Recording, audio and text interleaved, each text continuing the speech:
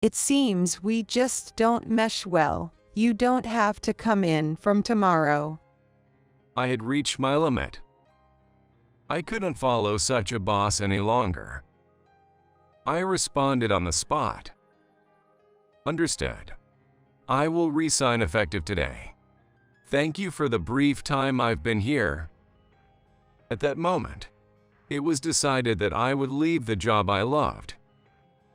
While I was getting used to the fast-paced days, a newly hired clerk came to tell me there was a visitor.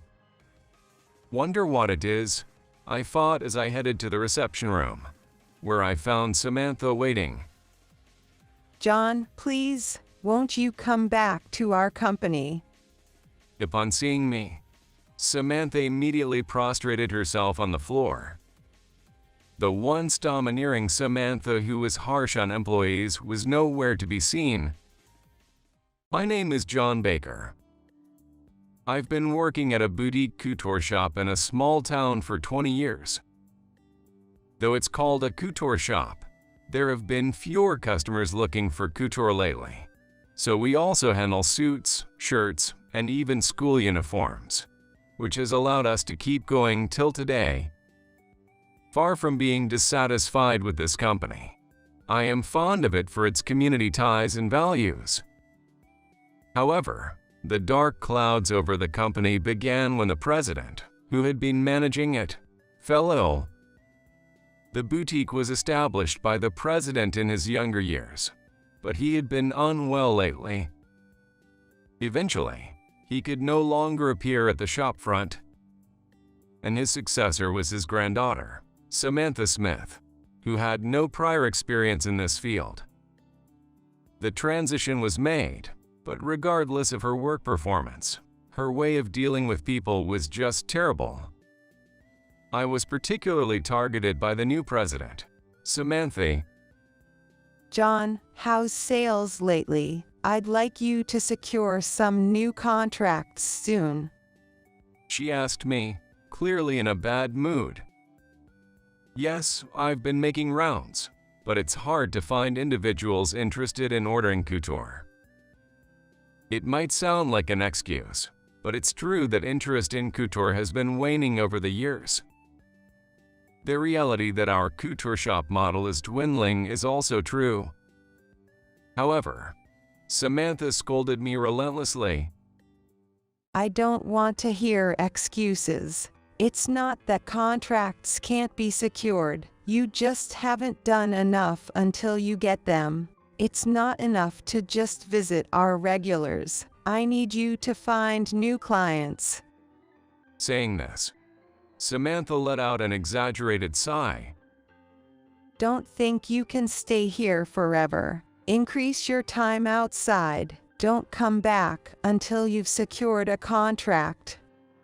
Samantha stood up, grabbing her bag. It was a designer bag and a well-tailored suit. Because the president represents the company, Samantha, who spent her working hours at spas and saunas, began to lose the employees' respect. Are you taking a break, Ms. President? We'll have to be ready by 3 p.m. for a meeting about the uniforms we supply. Before I could finish, Samantha slammed her bag onto the desk with a loud noise. Excuse me, a break. Understand this, a president doesn't have breaks. It's troublesome to be lumped together with you regular employees. You never know where a good opportunity might pop up, and it's essential to show your face around. Think before you speak, will you? With that, Samantha turned swiftly and headed for the exit. Her large diamond necklace shone brightly, almost blindingly. Right as lunch break started, I hurried through my meal. Ever since the previous president fell, the luxury of a leisurely meal had disappeared. Since Samantha took over, there's been an increased focus on performance and contract numbers, with no tolerance for maintaining the status quo or regression. There have been days, she has said, if you have time to take a lunch break, you should be out selling. Gone are the days of casual small talk and ordering takeout together. Now, none of that happens. It was a precious time for employee communication, but thinking those days are gone makes me incredibly sad. However, there's no time to wallow in sentimentality. Today, besides visiting our valued clients, I need to secure a new contract. If I skip the greetings for businesses and individuals whose orders are already confirmed, I could make more sales visits. But having been in this job for many years, I deeply believe that personal relationships are what matter most. It's enjoyable to work on and choose important couture pieces with a trusted tailor who understands you, and customers feel reassured by established relationships. That's why they buy expensive couture and choose us for their parties and wedding couture. Though I can't take my time, I make sure to greet our suppliers and valued clients carefully. At one elderly customer's home, I asked how their grandchild's wedding went. This grandmother had chosen and purchased her granddaughter's wedding couture with me. Hearing wonderful stories about the wedding and how satisfied they were with the couture made me really happy. When she said, "Please take care of my other granddaughter's wedding," I was truly delighted. As this goes, there's hardly any time left for visiting potential new clients, so naturally, I haven't secured any new contracts. The clock had just struck 2. I had to head back soon to make it in time for a meeting, so I started back to the office with heavy steps. Welcome back. How did it go? You didn't slack off, so you must have snagged at least one contract, right? Samantha's words made me mumble in response. Samantha, who had returned early for once, was here, and her presence was almost enough to drive me insane. Seemingly displeased with my reaction, Samantha kicked the desk and raised her voice. Don't tell me you've got no results. Really, you're just dead weight to the company. Maybe you should start job hunting. Though, there's nothing less needed than an unskilled person in their 40s. Irritated by Samantha's words, I reported the little progress I had made. However, a client who previously purchased couture for a wedding was pleased and said they'd request our services again. Hearing my story, Samantha snorted. And when will they buy? How many pieces? What's the unit price? Is this going to be a continuous deal? Accusingly questioning me, Samantha continued her criticism in a cold voice. Listen, you seem to think socializing is sales. Sales isn't over until the product is delivered and the invoice is sent. It doesn't profit us to take your casual conversations seriously and brag about them. While I felt like arguing back against Samantha's point, it's true I hadn't secured any new contracts. Determined to land a contract tomorrow to prove her wrong, I started preparing for the upcoming meeting. But while I was stapling documents for everyone, Samantha suddenly said something unexpected. Right, I have to leave for an appointment now, so let's postpone the meeting report till tomorrow. As Samantha began to get ready, I couldn't help but ask, "Wait a minute. I was told we had a meeting today. If we don't confirm and proceed with the orders today, we won't make it in time. It's essential for the president to be there. Do you really have an unavoidable appointment?" Samantha made an obviously annoyed face. It's an important dinner. I don't have time to spend on you, so I'm leaving now. With that, she briskly headed towards the exit. Samantha, reaching for the door, turned to me before leaving. Don't think your work ends after the meeting. Once you've placed the orders, Go out and bring back at least one contract. Of course, there's no overtime pay, so do your best." Samantha laughed heartily and left with a spring in her step. The person who came for the meeting was puzzled, thinking the president would be present, but I managed to get their understanding. In a small-scale company like ours, trust is everything. The previous president always stressed this to the employees and practiced it himself. He would always show up for sales and meetings, and after delivery, he provided meticulous service. This built the trust from the community that has supported us thus far.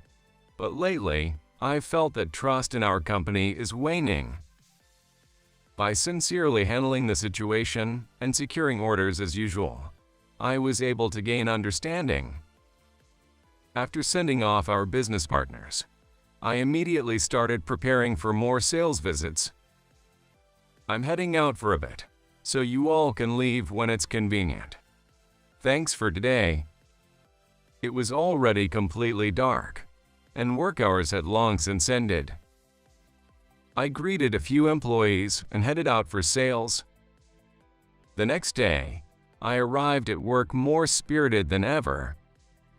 Yesterday, during my cold calls, I happened to speak with someone interested in renewing their company's uniforms. It wasn't a large company, but conversations progressed smoothly, and we were able to agree on a contract right then. For now, it's just summer clothes and winter sweaters. And since we're not dealing with large corporations, the profit won't be substantial. However, if they liked our service, it could lead to renewing their winter attire and possibly referrals to other businesses. I know well how such connections can lead to further opportunities. I felt light both in heart and step, thinking I could make a good report to Samantha. But my hopes were quickly dashed. Samantha, who arrived at work a bit late, called me in right away.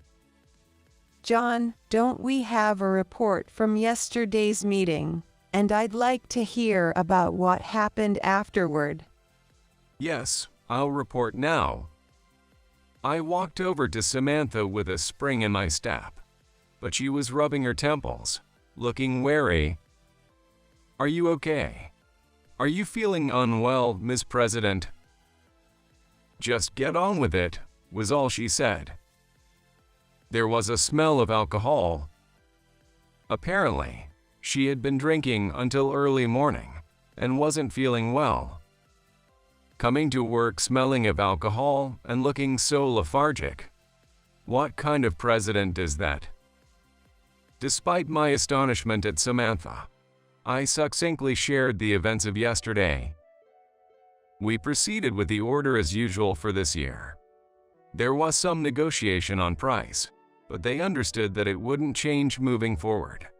And then, "Hold on, they asked for a discount. You pushed back, wanting to raise the prices, right?" Samantha glared at me with bloodshot eyes. "No, of course, we'd like to raise prices given inflation. But since we're distributing the same products as other companies, that's difficult. Considering their profit margins, they wouldn't agree to that." Samantha became infuriated at my explanation. "That's why they are walking all over us. Without a strong stance like then we won't take it. What will you do? It's not about their profits. You need to prioritize our profits first."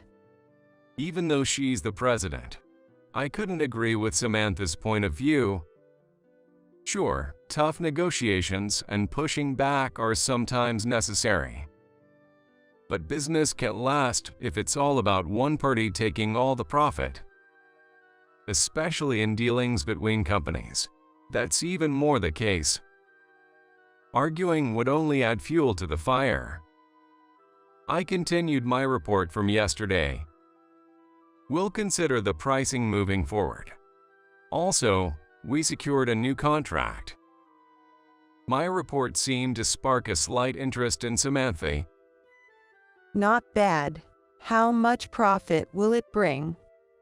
We've taken an order for summer clothing and winter sweaters for a company of a few dozen employees. It's not a huge scale, but it's a start for future opportunities. However, Samantha looked disappointed at my explanation. That's it. And it's not even couture. Really, you're useless. After all the running around outside of work hours, this was her response. I had reached my breaking point. Excuse me, but you don't understand anything about this job. It's these connections that get us work. Your focus on immediate profit is wrong. For the first time, I stood up to my boss. Samantha seemed taken aback by my reaction, but quickly reverted to her usual haughty demeanor. Understood. It seems we just don't mesh well. You don't have to come in from tomorrow. I had reached my limit. I couldn't follow such a boss any longer. I responded on the spot. Understood. I will resign effective today. Thank you for the brief time I've been here. At that moment, it was decided that I would leave the job I loved. What's going to happen now? Alone in the empty room, I worried about my future. Though I had left in a hurry, I had nowhere to go. Even though I enjoyed my work, my salary was never high, so I didn't have much in savings. Even if I lived frugally to the extreme, it was clear my money would run out quickly. One day, a familiar name popped up on my smartphone. Tom Wilson. Tom and I went to the same college, and for the first few years after graduation, we kept in touch and went out for drinks, but it had been years since we'd interacted outside of exchanging greeting cards. The call from an old friend made me overjoyed. Long time no see. How have you been? Really, it's been a while. I'm good. You sound well too, John. I was excited, but Tom's next words dampened my spirits. How's work? Knowing you, John, I'd guess you're a capable boss with many subordinates. That's tough to say, but I've been unemployed for a while. Tom was always upbeat, but even he seemed at a loss for words. It must have been tough. Let's not talk over the phone. How about we go out for drinks? It's sudden, but how about today? I eagerly accepted Tom's invitation. Just the thought of seeing Tom made me happy, and I felt like I needed someone to talk to. We decided on a place and time, and agreed to meet at a pub we used to frequent. I was shocked. You clashing with the president and storming out of the company. You used to hate conflicts, always apologizing even when the other party was at fault. I was surprised too, but I just couldn't get along with the new president. Not understanding the field work is one thing, but not considering clients or partners at all. Tom listened to my complaints, nodding all the while. Even after years without seeing each other, I was grateful to have a friend with whom I could speak so openly. Did you always work in sales at that company? Sales was the main part, but I also worked on the company's website and tried developing new products. It was fun, but we never really got anywhere due to budget constraints. While showing Tom the company's website on my smartphone, I explained that I had made it myself. Tom was amazed. Did you really make this? I thought it was done by an amateur, but it's as good as if we had outsourced it. The previous president wanted a website that would attract young people, so I studied hard. Tutor is beautiful, but the industry is dwindling. I had to think differently, but there's only so much we can do with our size. Tom leaned in as I talked. What were you thinking of? Tell me anything. Overwhelmed by Tom's enthusiasm, I shared my farts and what I hadn't been able to execute. The demand for everyday couture is decreasing, but the need for dressing up on special days or for social media is definitely increasing. Plus, considering inbound demand, focusing on special days rather than everyday use is the way to go. I passionately explained my vision to Tom. Besides, I wanted to create other products, not just couture, delivering high-brand leather goods at a slightly lower price. Consumers would appreciate affordable quality products, and the profit margin would be high. We can't survive on thin margins alone. Tom listened intently, crossing his arms and pondering.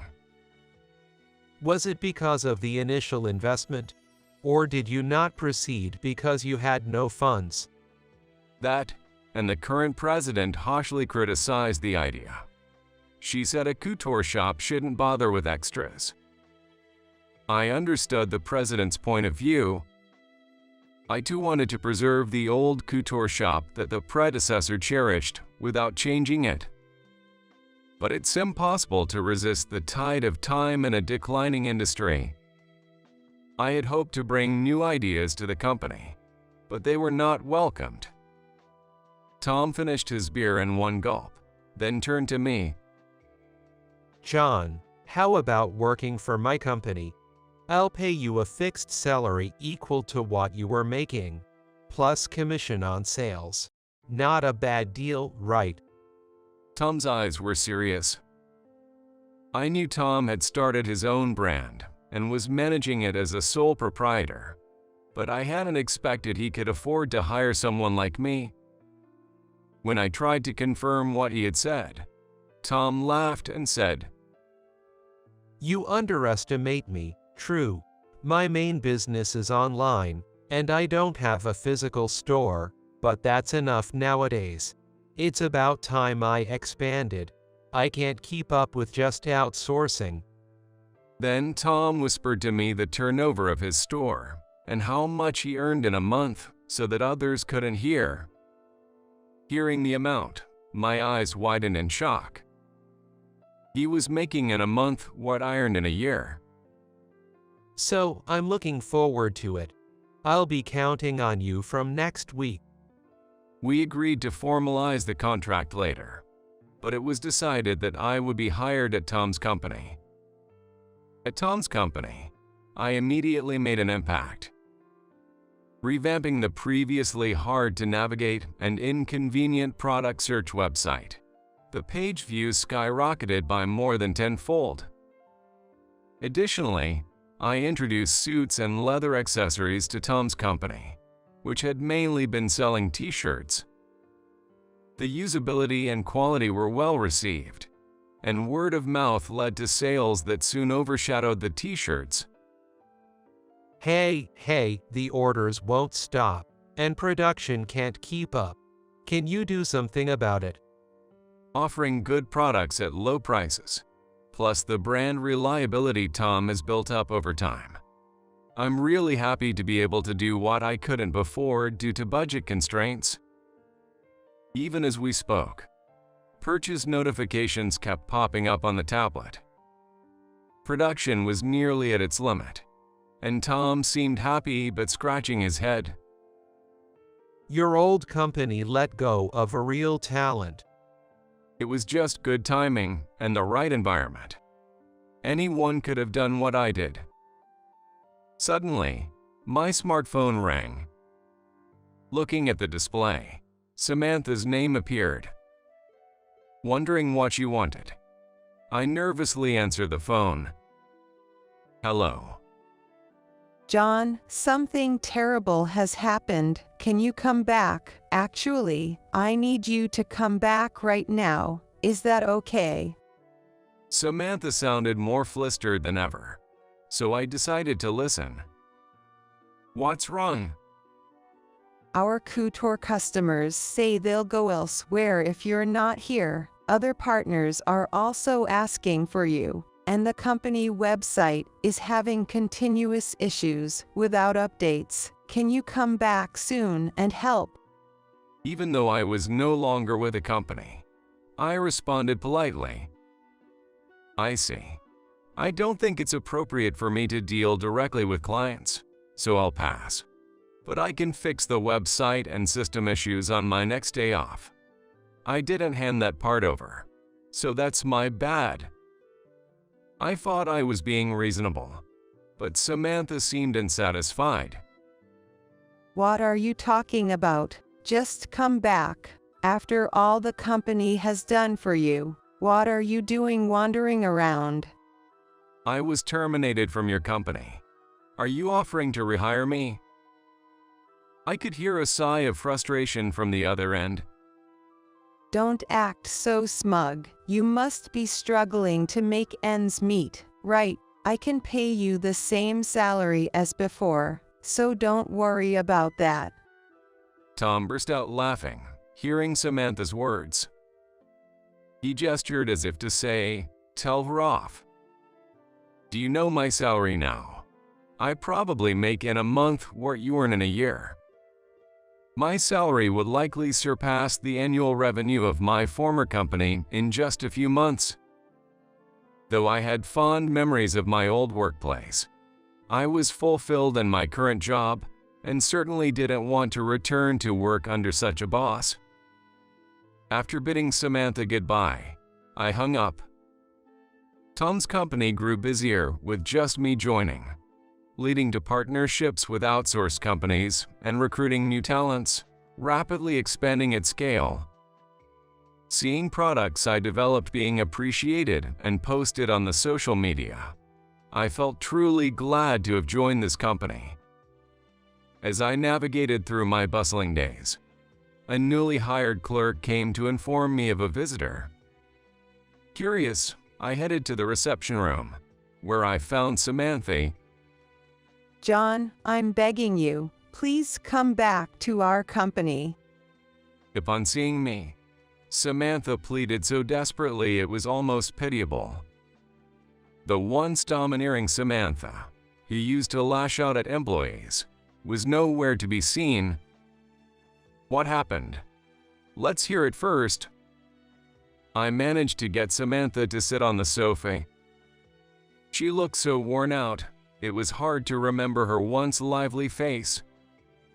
Since then, we've been losing customers non-stop, not just individual clients, but corporate partnerships as well. I can't even pay the employees' salaries. If things continue like this, we'll have to close the shop. I need your help. While I felt sorry for Samantha, she had brought this upon herself. Neglecting communication with people and solely pursuing the company's profits, it was inevitable that partners would turn their backs. I'd like to help, but I'm swamped with work at my current company. I'm sorry, but I can't assist you. Samantha, in a last-ditch effort, begged me for help, almost as if clutching at straws. Samantha, pull yourself together. Have you done everything you can? Now is the time to hit the ground running. To regain trust, you need to meet face-to-face, understand their needs, and empathize with their concerns. Please take the time to do what you've neglected until now meticulously.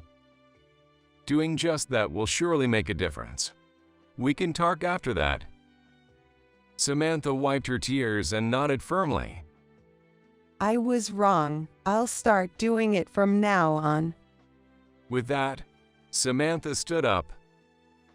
It was good if she realized even a little about what's important in business. However, keeping a company going isn't that easy. Though I said that honestly, starting from scratch now seemed nearly impossible. I remembered the face of the predecessor I owed so much to. I wanted to do something to prevent the company I loved from going bankrupt. But I'm swamped with the business I'm currently handling and can't think of anything I could do. I bit my lip, feeling the weight of my powerlessness. Several years have passed since I joined Tom's company. As our company grew, so did the number of companies we dealt with. John, what do you think of this? I believe it would be perfect for an important dinner date. I was impressed by Samantha's proposal. Yay. It's exactly as I envisioned. The fabric is lovely too. The response was good when we announced it on the social media. So let's place an order for $50,000 worth with your company for now.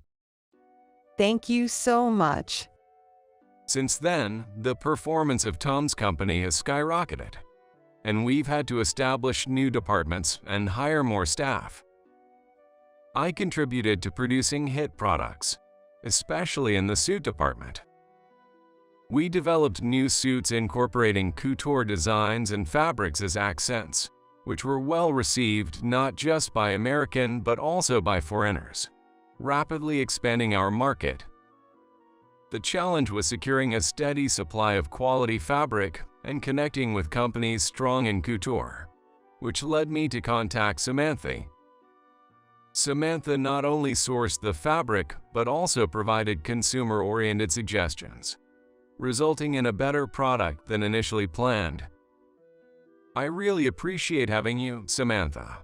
Thank you. Samantha blushed at my thanks. I learned what's important from you, John. I was such a pathetic person. Despite being a president, I was desperate to show my authority in an industry I knew nothing about, but that was a terrible mistake. Now I hear she's built good relationships with her employees and partners, earning the community's trust. I'm convinced Samantha's company will continue to thrive. Tom, who had been all about work, found a significant partner. Today is his wedding day. I was as happy for Tom's marriage as if it were my own. Congratulations. You've never looked better. Well, it's all thanks to the design of this suit. I hope I'm not outdone by it. Laughing at that, we shared a moment of joy, brightening the mundane days and making a one-day-only special occasion even more memorable. Clothes have the power. I'm happy to work with such power. I want to continue creating work that adds a touch of beauty to someone's daily life.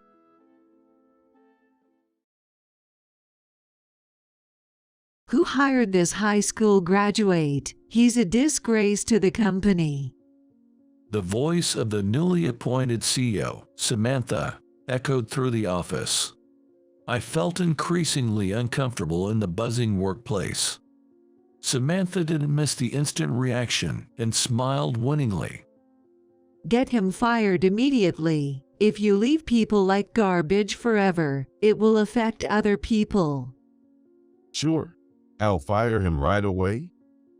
Samantha ordered it, and Mike, the department head, responded with a grin. Mike had always been tough on me. He wanted to get rid of me, no doubt about it. Leaving two triumphant looks behind, I left the office. But I wasn't going down without a fight. They had no idea that I was going to fire back a few days later. I could already see the two crying and apologizing. My name is John Smith. I turned 40 this spring, just an ordinary middle-aged guy. Until last month, I worked as an office clerk at a company, but the company began downsizing due to the recession. I was the first target, having aged without ever attaining a managerial position. Having changed jobs before, I wasn't too devastated, but it was still a shock when I was laid off. I've been working hard all my life. Maybe I can afford to take it easy for half a year. Born into a low-income family, I was the only one among my friends who chose to work right after high school, while everyone else naturally went on to university. We were all close during elementary school, but as we moved on to high school, I gradually became isolated due to my poverty. The turning point was towards the end of high school.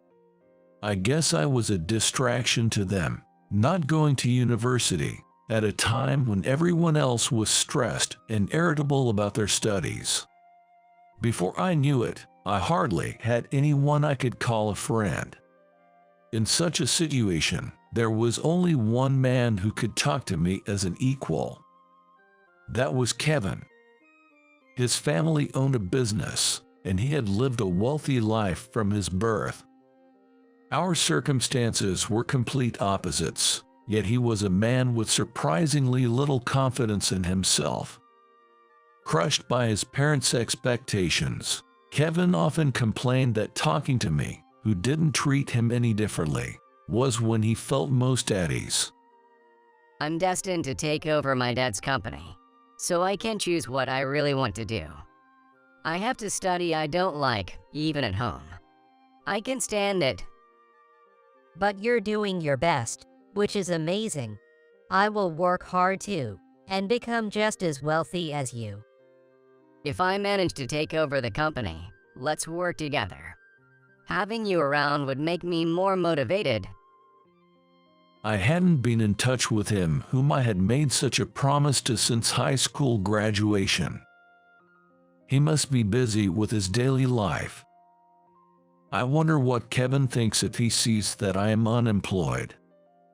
As these thoughts crossed my mind, a single phone call drastically changed my life. About a week after I quit my job, I received a call from an unfamiliar number. Picking up the phone without much thought, I heard a man's voice, sounding rather nervous. Hello, is this John speaking? Yes, it's me. And may I ask who's calling? I'm relieved. I was worried you might have changed your number. When I identified myself, the caller's voice brightened up as if a flower had bloomed. It's me. I'm Kevin, your friend from high school. Do you remember me? I was surprised since I had been thinking about Kevin recently. We hadn't been in touch for over 10 years, so recognizing his voice was unexpected. My spirits lifted, momentarily forgetting about being laid off. It's been so long. How many years has it been? How have you been? I've been getting by. I have something to report to you. Next month, I'll officially take over my father's company. I'm finally going to be the CEO. That's amazing. You've always worked hard since our school days. Seeing him struggle yet persevere, I felt genuinely happy as if it were my own achievement. Thank you. By the way, John, what are you doing now? Asked by Kevin, I hesitated slightly. I remembered that I was fired just a few days ago, and I felt the difference between me and him. Feeling pitiful for getting depressed over my situation compared to my friend even as an adult. I laughed self-deprecatingly and shared my current status. I was laid off from the company I worked at for several years. Just the other day, I've been working non-stop, so I thought about taking a little break. To my surprise, Kevin reacted unexpectedly. That's perfect. Actually, I called because I want to hire you. Do you remember the promise we made back in school? The promise that you wanted to work with me once you became the president. I remember, but are you serious? For me, jobless, there couldn't be a better offer. However, things wouldn't be that simple. As I hesitated, Kevin sighed deeply on the other end of the phone. I'm becoming the president, but honestly, I don't feel cut out for something so grand. I want someone I can trust to support me. Everyone in the company competes for position and prestige. It's unsettling. That's why I need someone reliable like you, John. Kevin's company is a major enterprise, well known in the region. With many ambitious employees, there must be a lot of internal competition. He doesn't like such a tense atmosphere, but his effort to take over the company must have been immense, beyond my imagination.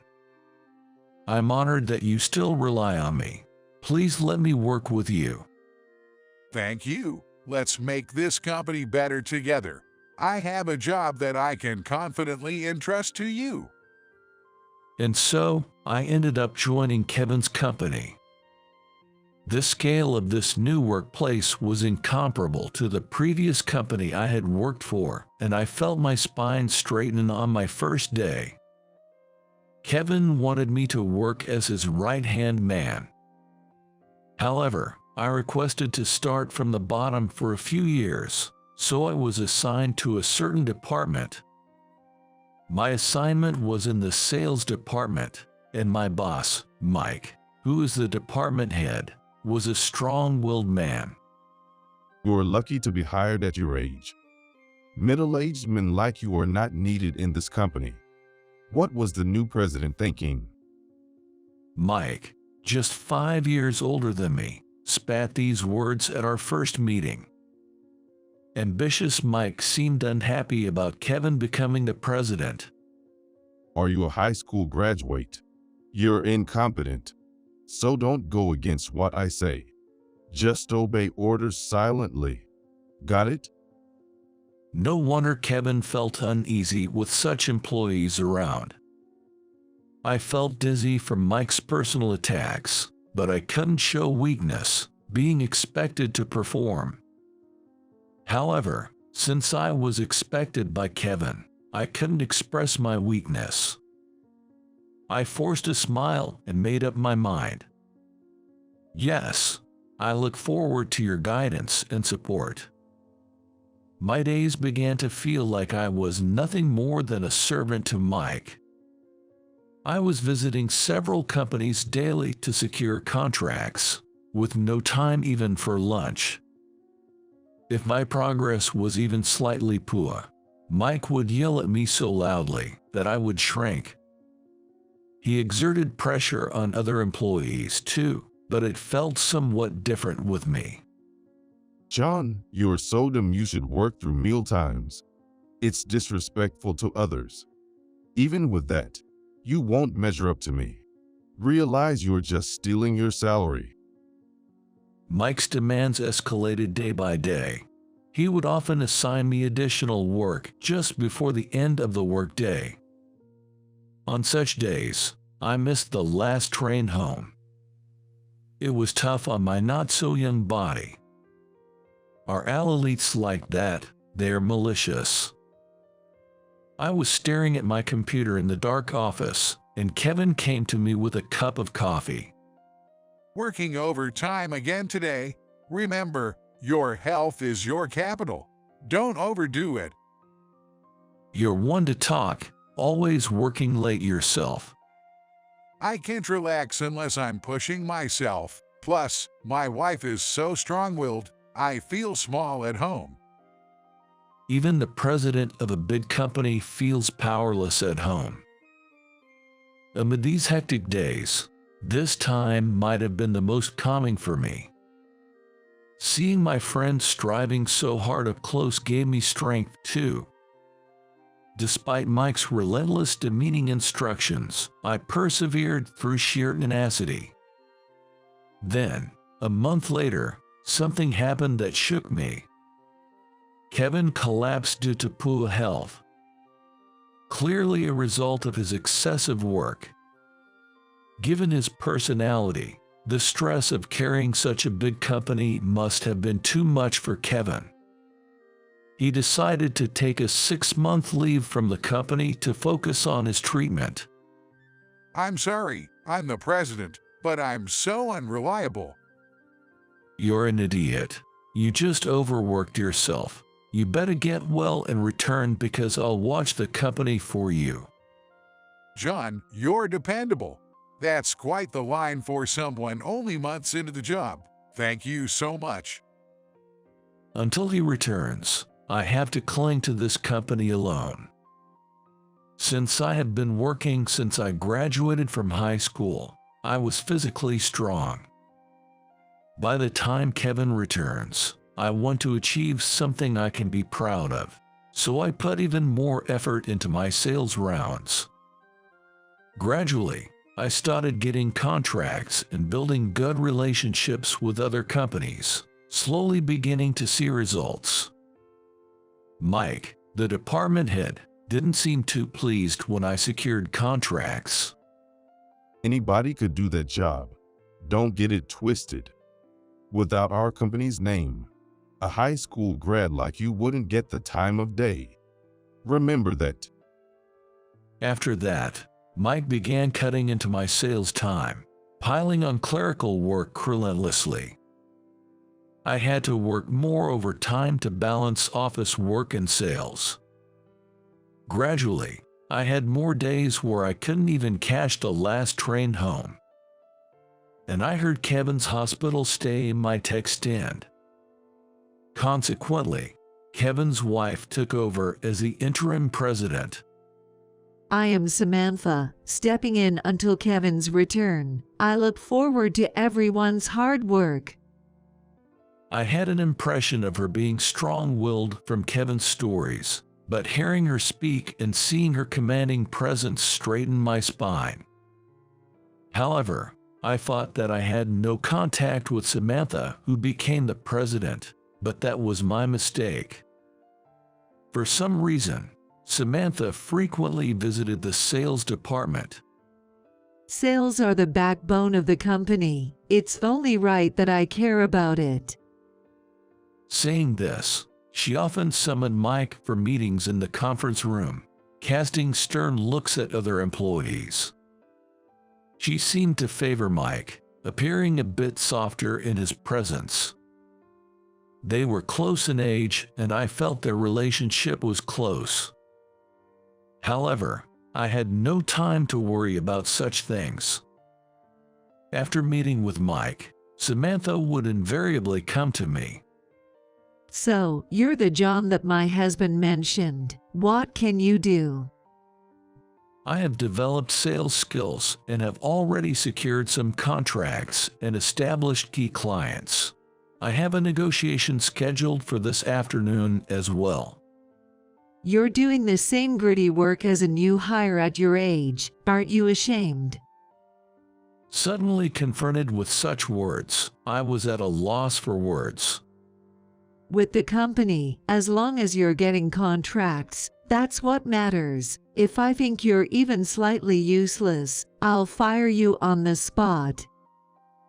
This was no longer a conversation but a one-sided abuse against me from her.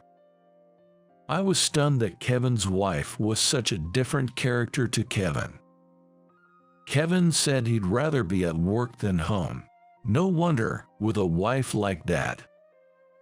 Perhaps Kevin's hospitalization was his most peaceful time, which made me feel conflicted as his friend. While I was working late, Mike and Samantha came over. They have been interrupting my work. Pitiful, isn't it? All this overtime and no extra pay for you. Everyone else finishes their work within business hours, so you're the problem. It's a shame for you. Samantha is taking us out for drinks now, and you're stuck with your work. Well, we'll enjoy ourselves while you keep at the overtime. Their lowly harassment was so childish it almost made me laugh. Just a little more patience, I muttered to myself and faced the computer again. I worked in a workplace full of enemies without causing trouble, but one day I got into trouble. Another employee had botched a deal, and it seemed like the contract might be terminated. Fortunately, I had a close partner at the client, so I worked with a troubled employee to solve the problem. We struggled but managed to prevent the contract termination. However, it took so much time that it slightly impacted my sales performance. Still, I barely met my quota. I was relieved for a moment, but Samantha came to the sales department with a red face, knowing where she had heard it from. John, are you aware of your performance this month? Yes, there were some glitches, but I did meet my quota. You should be achieving much more than just the quota. Don't you feel any gratitude to the company that gave you a chance, considering your incompetence? In front of the other employees, Samantha scolded me loudly. A colleague I had helped with a negotiation came to my defense, but Samantha dismissed it.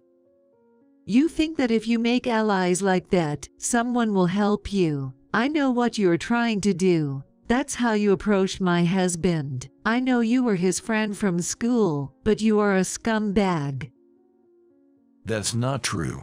My relationship with Kevin, it's not like that. I genuinely respect him as my friend. Isn't this beyond the scope of work?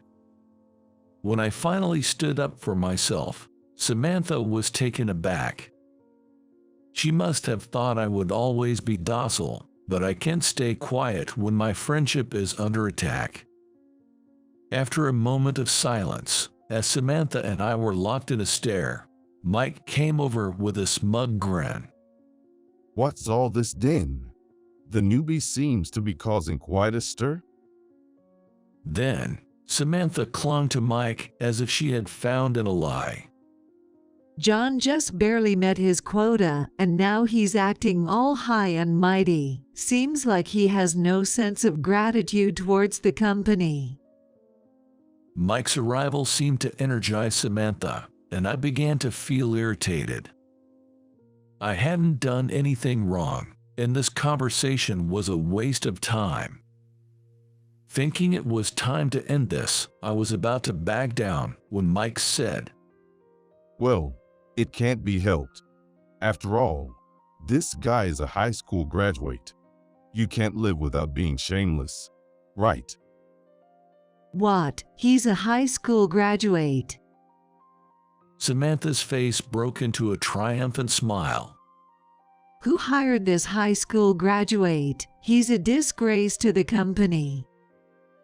It was President Kevin, now in the hospital. Maybe he couldn't refuse because of old time's sake. Right. After all, he's too soft and easily deceived. Mike made such remarks, and I attempted to respond, but was overpowered by Samantha's assertiveness. Get him fired immediately. If you leave people like garbage forever, it will affect other people. Right on, Samantha. I absolutely detest working with such people. I'll fire him immediately. We don't need a high school graduate who lacks a spirit of service to the company. I'll find some reason to dismiss him. Exactly. Then hurry up and prepare the paperwork. Eliminating a salary thief is also part of my job as the president. The two chuckled and glared pressuredly at the employees around them.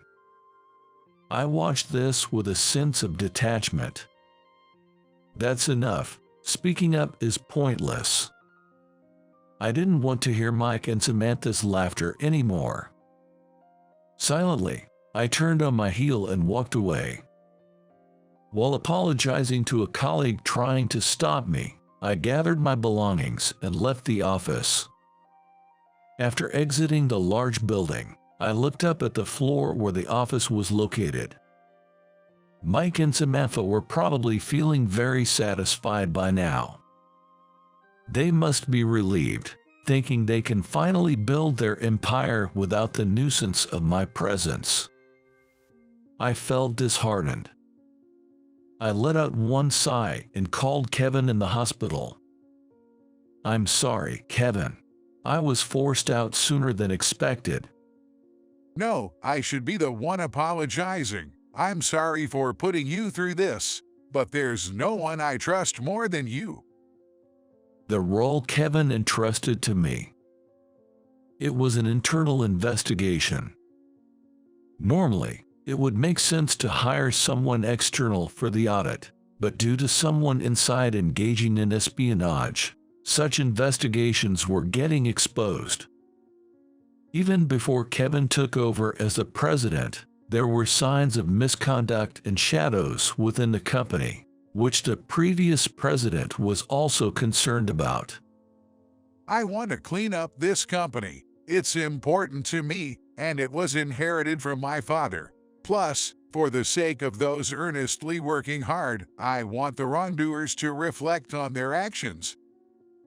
You've always been straightforward, respecting the company and your father. I understand your feelings. The plan was to sneak amateurs in as investigators.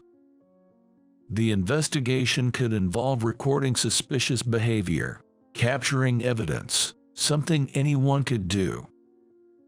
The last piece was deciding whom to trust with this plan.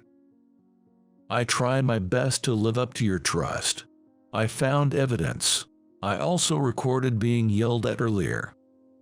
I'm sorry for putting you in this tough spot, but you truly helped me. It's a request from my best friend. Piece of cake. Over the phone, Kevin sounded quite energetic. He seems to be doing well with his medical treatment. I felt relieved hearing his condition. Take the evidence to my father. I can't leave the hospital yet. I'll speak to him in advance. Understood. I'll take care of it. After hanging up, I searched for a taxi to head to his father's home, where I delivered the collected evidence the next day. The day after I handed over the evidence I had collected to Kevin's father as planned. I was relaxing at home after being fired when I received a call from Mike. John, what on earth did you do? Hello, I was expecting a call from you soon. I answered with a laugh, and Mike, his voice flipping, started shouting. It was your doing, wasn't it? The police are at the company, causing chaos right now. They've seized my computer, and I can't do any work. According to Mike, the police had suddenly stormed the company that morning and confiscated his computer. He was frantic about not being able to work, but it seemed there was more to his panic. You don't have to worry. Being in sales, you can just visit clients and earn that way. Or is there something you're afraid they might find? After my comment, Mike went silent. And no wonder. He had been involved in unspeakable misdeeds. I had heard rumors about him embezzling company funds and harshly treating newcomers into quitting. Despite his attempts to control information within the company, clients and others have been telling me all sorts of things. It seems they trusted me, who worked earnestly, over the duplicitous Mike. With their help, I was able to quickly identify the mastermind behind the fraud Kevin was talking about. In the last few years, money has been periodically missing from the company, so it might be a surprise audit, right? If you haven't done anything wrong, you have nothing to worry about. How much do you know? Well, how much, indeed, you'll find out soon enough. Then I heard Samantha's voice, as if she was nearby. Do you think because you're incompetent and got fired, such harassment is acceptable? This is a serious issue that's shaking up the company. Pretending to be a detective just because you're a high school grad. It's not without permission. Our president asked me to act. I didn't instruct anything. Wait, my husband did. She finally realized that I wasn't just causing trouble for fun, but was conducting a formal investigation. I could hear Samantha trembling, her teeth clattering audibly. Samantha hastily tried to call Kevin from her smartphone, but the call ended abruptly without a ring. It's pointless. By now, he's probably preparing for a divorce and has blocked your calls. Why am I being dragged into this? Perhaps because you were the spy. In the past, when Kevin or the former president hired investigators, someone reported this to the mastermind in advance. The internal investigations have so far failed because of that spy. However, there were only a limited number of people who could do that spying.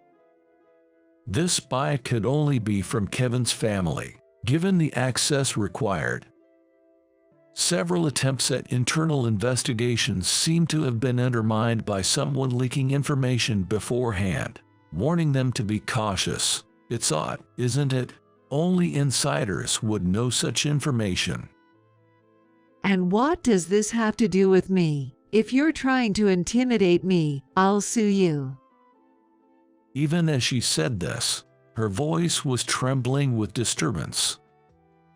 I replied calmly, I did some digging and found that you and Mike have been close since your student days, frequently going out for drinks even recently. How dare you investigate that? But what of it? That's irrelevant. Kevin has been in the hospital, and you haven't been home. Where have you been staying? Faced with this question, Samantha fell silent. I already knew about her affair with Mike, having commissioned a detective to investigate them. I had asked a detective acquaintance to take evidence photos on the night she mentioned going out with Mike. Having changed jobs frequently, I had many acquaintances.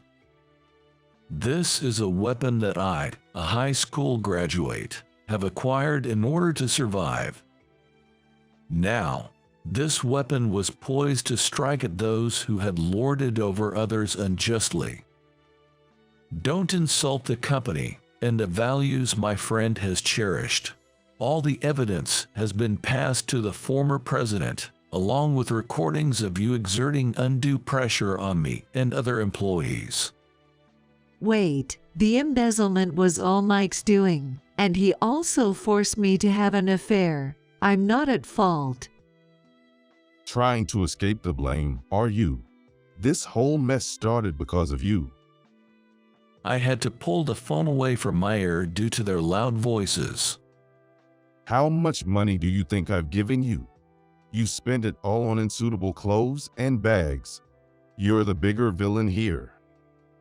It's because of your petty behavior that you've never been promoted beyond the department head. I'm the president's wife. I intend to stay happy, so just go to hell alone.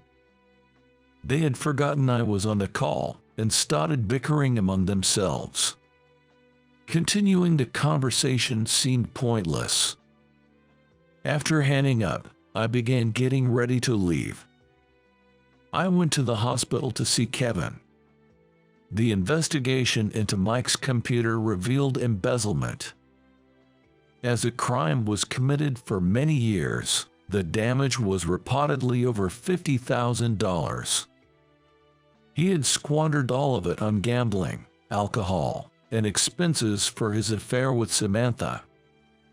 Other executives connected to Mike were also implicated and faced consequences. This scandal was deeper and more extensive than anticipated, exposing long-hidden shadows within the company, much to the satisfaction of Kevin and the former president. My father has been troubled for so long. I feel like I've finally been able to do something good for him. You have always honored your parents ever since you were a student. You were already admirable when you respected your parents and showed them how to work hard. Kevin, who had been ill until then, was getting better, as if the spell was broken. Is it because he was able to clean up company darkness? Was it easier being in the hospital than seeing Samantha? Yeah, our relationship turned cold soon after we got married. Kevin and Samantha had been married for about 3 years. But contrary to the initial phase of their relationship, her personality drastically changed post-marriage. Later it was revealed that she and Mike had been connected from the start. possibly planted as a spy to covertly aid Mike's embezzlement. Mike and Samantha must be so frustrated that I, a high school graduate, brought it all to light. It's a punishment for suffering, my friend. So, what will happen to Mike and Samantha now? Mike's termination was already decided. He would be facing a lawsuit demanding $80,000 in damages. That's a fair amount for an affair and embezzlement. I also plan to sue for the mental distress caused by his undue pressure, aiming to dislodge him from his privileged position. I'm going to push Mike off the elitist road he's been on. As for Samantha, she was undergoing divorce proceedings. She had been fired by the former president's authority. Kevin was expected to return to his position soon. John, you've put so much on the line for this. I'll do my best too. I feel lighter than ever, both physically and mentally. I'm eager to get back to work right away. He must have been under a lot of stress. I took my hat off to him for being able to work so hard in such a situation. You're coming back to the company, right, John? Me? Really? I was fired, you know. Well, I'm the president now. I can twist the facts if needed. You're abusing your power, man. But yeah, I'd love to come back. I knew life was about to get busy again. That day, we talked until the very end of visiting hours at the hospital, just like in our student days. A few days later, coinciding with Kevin's return, I also went back to the company. Fortunately, the sales team welcomed me back, which was a relief. With some executives gone, many were promoted to fill the gaps, and I was appointed as the head of the sales department. Are you sure I'm the right person for this? It's not just my decision. It's also the recommendation of the entire sales team. So, we all want you to do it. And so, I continue to work hard under my esteemed friend. Recently, I saw Mike at an old convenience store on the outskirts of town. He, who always boasted about being an elite, was now being scolded by much younger part-time workers. No matter how educated he was, if he couldn't handle the cash register, he would get reprimanded. I watched from a distance as Mike caused a long line at the checkout, then left the store without speaking to him. As for Samantha, I heard rumors she was working in the nightlife, but I never saw her. According to the detective I know, her nature didn't suit even that job, and she was let go within days. Still unwilling to lower her standard of living, she apparently maxed out her credit cards and borrowed a large sum from a disreputable lender, but he haven't seen her around since that day. I decided it was better not to know more. Great job today. If you're not working late, let's go out for a drink. I can't believe the president himself is here to invite me. What an honor. Work's over, so cut that out, will you? Right. No overtime today, so let's go drink. Kevin and I have been on different paths, and we have had our own difficulties. Even so, life is interesting because we can laugh at each other like this now. Thinking this, I found myself enjoying time with my best friend more than ever before. You're so gloomy, we don't need you. My boss, a woman who knew nothing and didn't care to learn, belittled me. I sighed at her smirking face. Well, then I quit. I said so and left the company. Months later, I ran into that terrible woman again. Did you ever find a company that would pick up a useless person like you? Her face was mocking me. Yes, incidentally, your major client. She was dumbfounded by my words. But as she understood, her face turned pale. My name is John Smith. I'm a salesman in a food and beverage company, over 40 years old. Sales, but in a way, it's unusual. I am in sales, but I don't do outside visits. I just work on the computer at a desk by the window. Good morning, John. Good morning, David. John, we're going out for drinks after work today. Would you like to join us? Thank you for the invite. I'm sorry, I have other plans. Got it. I didn't communicate much with other employees and spent most of my time facing the computer. Everyone else was younger. That's partly why I didn't fit in with their conversations. John always dresses so neatly. Right. His clothes are always ironed perfectly, and his shirts are crisp. And he smells good too. It's not perfume, maybe it's fabric softener? I wonder what fabric softener he uses. I've caught them glancing my way and chatting a few times, but never asked what they were talking about. Just kept to my work. Time to clock out already. Good work today. Yes, good work today. John always leaves right on time, so we always know when it's time to go. In a way, he's like an alarm clock for us. I left work on time every day. Sometimes I had places to go after work, and sometimes I went straight home. If you like, would you join our company? Yes, thank you. I'd love to. I joined this company about 3 years ago. Previously, I was at a different beverage company, but I was approached and joined this one. Originally, I never stayed long at one company, moving through various beverage-related firms. John, how have things been since then? Fine, no major issues. All is going smoothly for now.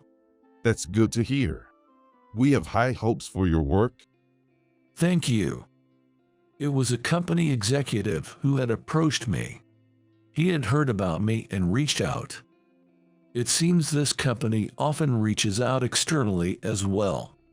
Well, John, do you have a moment? Sure, I'm available. I wanted to ask you about sales strategies. If it's something I know, I'll send you the information you need. Thank you. I'll email you later. I'd like to learn more about Company D and some other things. Yes, understood. John, you're as usual. Yeah, well. Thomas approached me as the younger colleagues were talking to me. Thomas Miller is the only colleague of my age in sales, and the person who brought me to this company. That's right. Thanks for the help with that matter. I'll be counting on you again. Got it. Also, the client wants to go out for drinks next time. Understood. We have known each other before joining this company and can communicate with minimal conversation. As the sole senior employee, he takes care of various things. Thomas, being attentive and single, is quite popular. Let's keep up the good work for today. A peaceful sales department without any particular troubles. Nice to meet you. I am Carol Brown, and I will be joining as the department head from today. Then, she was transferred here. Carol came from a larger affiliated company. It seems she comes from a bigger company than ours. Is that so? A matter of power, maybe. Who knows? Well, she's our boss now, so hopefully, we can work well together. I sighed internally while looking at Carol. She appeared quite flashy, wearing bright red clothes that didn't seem suitable for work. Her makeup was thick, and a strong perfume scent wafted to my desk. Listen to what I say. I am in a higher position than you. Her attitude was confident and assertive. Honestly, the thought of her being the boss made me worried. Hey, who did this document? Yes, that was me.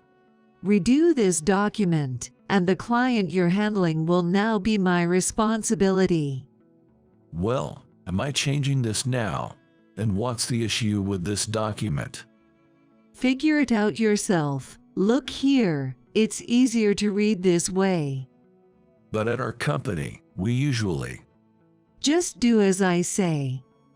She insisted on everyone in the sales department following her lead because she came from a large corporation. She's really the worst. She's all friendly with the young men and Thomas, but she's tough on us women. I'm just trying to avoid getting on her target. It's tough, but let's support each other and get through this. Everyone was reluctantly obeying to avoid unnecessary trouble. Sigh. What's wrong? It's about Carol, our manager. On a rare day off, Thomas invited me for drinks. Then he let out a sigh as if he was in real trouble. Carol has been really on my case lately. Every day she's asking me out. I see, I get it. It seemed she often invited him out. She asked him to go out for a drink or a meal. Thomas looks young, so Carol doesn't seem to mind the age gap. He's not good with romantic relationships and has his own reasons for being single. So being pursued like this was a significant burden for him. When I talk to female colleagues, Carol gets scolded at them. That's troublesome. Exactly. It appeared Thomas was also struggling with Carol's presence. Thomas sighed wearily. The upper management isn't reliable either. Yeah, I tried consulting them once, and they were just so-so about it. It's problematic for me. The whole atmosphere of the sales department has changed. Who knows what will happen next? Just as expected, the sales department's atmosphere changed from peaceful to tense. Everyone was trying not to get on Carol's target. Hey, you. Yes. Don't just stick to your PC, go out and work. I am working, though. I've told you to go outside to visit your clients. Since I've been here, I haven't seen you go out even once, and yet you're always dressed up. That's when I got targeted by Carol. She glanced at my PC, apparently not understanding what I was doing. You're not doing any work, are you? I am doing my job. She thought I was slacking off. Besides, you hardly talk to anyone in the office. You always only say hello to your colleagues. Everyone is busy. I avoided disturbing the busy sales colleagues, communicating through email and chat instead. That's how I also heard about her rumors and complaints. Really, you're so gloomy. Is that so? You're in sales but glued to your PC, not going out for field work, not interacting with other staff, dressing up in mismatched clothes, and you always leave on time. Are you taking your job lightly? Carol seemed to really dislike me, constantly picking on me and making snide remarks. John, are you okay? Carol was giving you a hard time today, right? I'm fine. She's focused on you right now, so it's been easier for us. Let us know if you need anything. We're here to help you. Thank you, everyone. The sales staff noticed this and showed their concern. They often intervened, saying things like, "There's work to do," or "A customer is here," to pull her away. Aside from Carol, I had good relationships with others. What's with that manager? She complains about John leaving on time, but she leaves early too. It's true. I saw her at a bar the other day. Me too. She was drinking a lot. How much does she pay for drinks? Apparently, she was drinking with business partners, and it's being paid for with company expenses. Well, really? More and more, the talk about her was not about her work skills, but rather unpleasant rumors. Are you okay? I'm fine, and if her bothering me gives you a chance to work, then it's okay. I'm really sorry. If something happens, I'll help out. And you know, What's up? you've been through a lot of job changes, haven't you? If you ever move on, could you let me know? I've got it. With my nod, Thomas said thank you and left. Unlike me, Thomas has always been the type to stay in one place, but it seems this situation has made him think. A few months after Carol's arrival, trouble happened. Sales department expenses had increased, leading to orders for cost-cutting. Why have the expenses gone up? Now we're told to cut costs. It's ridiculous. Carol complained, but the rise in expenses was her fault. Her excessive use of entertainment expenses was causing the increase. Everyone knew she was frequently out drinking. I don't want to cut back on entertainment expenses. If they're cut, I won't be able to drink enough. It's your fault, John. Why me? You're not working. Having you here is a waste of expenses and salary. You're stealing company money. I was being unfairly accused. I was just doing the job I was assigned. She didn't understand it, but I believe my work was important. To cut costs, I'll start by cutting you. What a mess. You're so gloomy. We don't need you. Pack up your things and get out of the company. Is that an order from the boss? Yes, you're fired. She said this with a smirk, and I just sighed. Then, I quit. Don't ever come back to this office. Eliminating an incompetent employee will save us money. Without much resistance, I packed my things and left the company. Are you really quitting? Why so suddenly? Carol said I was fired. Carol? Well, if she said so, maybe there's no other way. Even the executives couldn't stop Carol's rampage. Given her connections to a larger company, it seemed inevitable. Even the executives can't argue with her. That day, I resigned and left the company. John, please come back to our company. We need you here. We'll talk to the manager. When I checked my phone, there were numerous messages, all essentially begging me to come back. But I had been fired, and there was nothing I could do about it. If you're not here, I don't know how to proceed with our business strategy. A female colleague said this tearfully over the phone. I appreciate everyone's words, but I've been let go. Don't say that. As much as I felt for my trusting colleagues, I already had my sights set on another company. So I kept my decision and said goodbye to my colleagues. Well then. John, are you okay? Jess, actually, I was about to contact you. After reaching out to a certain company, I immediately got a call from Thomas. He had been out on sales visits and was unaware of the recent events. I heard from everyone. Are you really quitting? Jay, that's right. Do you have the next company lined up? Yes, fortunately. John, we've known each other since the previous job, but I have a favor to ask. I know. I've already talked about you, Thomas. Thank you so much. I really appreciate it. I got it. A few months after leaving that company. It's about time. I was at a high-end restaurant for a business meeting. Honestly, The person I was meeting today was a bit complicated for me. And as I waited at the entrance, Wait, can't you?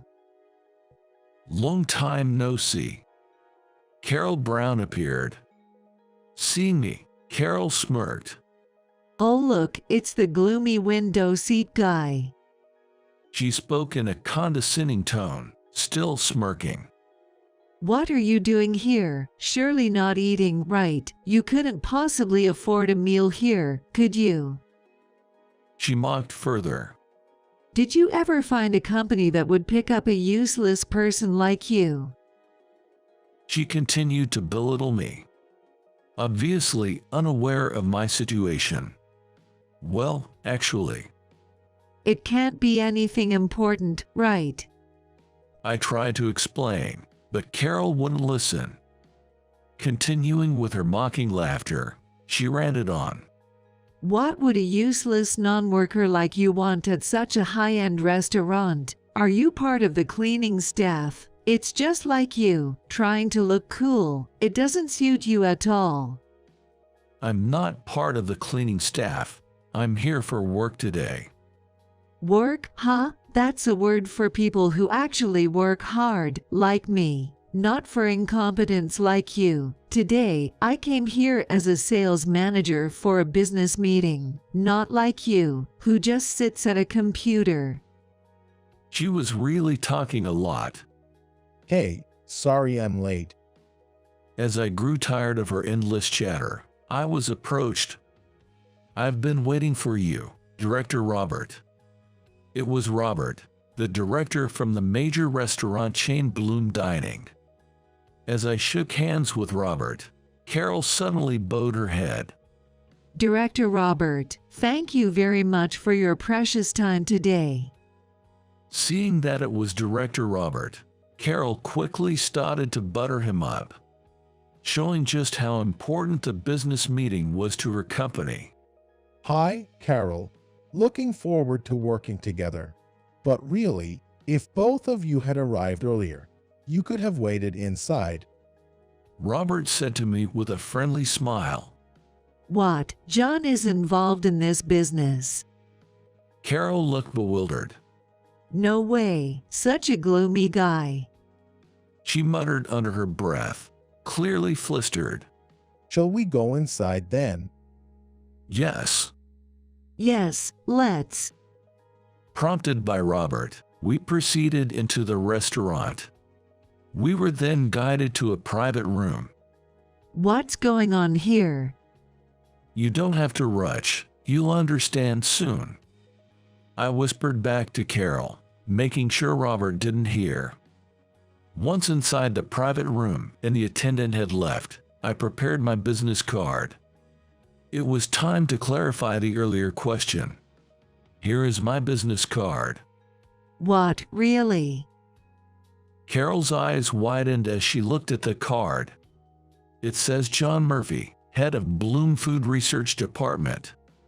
You asked earlier if there was a place that would pick me up. Well, I was picked up by your major client. I said with a smile, and Carol's face turned increasingly pale. After leaving that company, I had contacted Robert. I had been acquainted with Robert for a while and had previously received an invitation from him. I'm glad you joined us, John. Thank you. I look forward to working with you. The pleasure is ours. We're grateful to have someone of your reputed talents join us. We'll be counting on you. Yes, I will do my best for the company. Thus, I joined Bloom Dining and took on the responsibilities entrusted to me, just like at the previous company. My work was recognized, leading to a smooth promotion to my current position as the head of the department. Is that really possible? Is something the matter? No, it's nothing. Carol shook her head with a pale face. She couldn't believe that I, whom she had deemed incompetent and fired, had become the head of a department in a major corporation. It can't be right. You were the incompetent, gloomy one. Carol was dumbfounded. What am I supposed to do now? The reality that her business negotiation partner was someone she had ridiculed and treated poorly, and the fact that her company was in a weaker position, seemed to overwhelm her. It was a complete reversal of our previous situation when she had fired me. Now it was time to see her skills in business. Well. How are things going regarding this matter? Well. Carol seemed unable to deliver her usual eloquent sales pitch, glancing at me frequently, still shocked by the earlier revelation. Eventually, she left the meeting in disarray. Did you know Carol? She seemed quite concerned about you. Robert asked after we saw her off.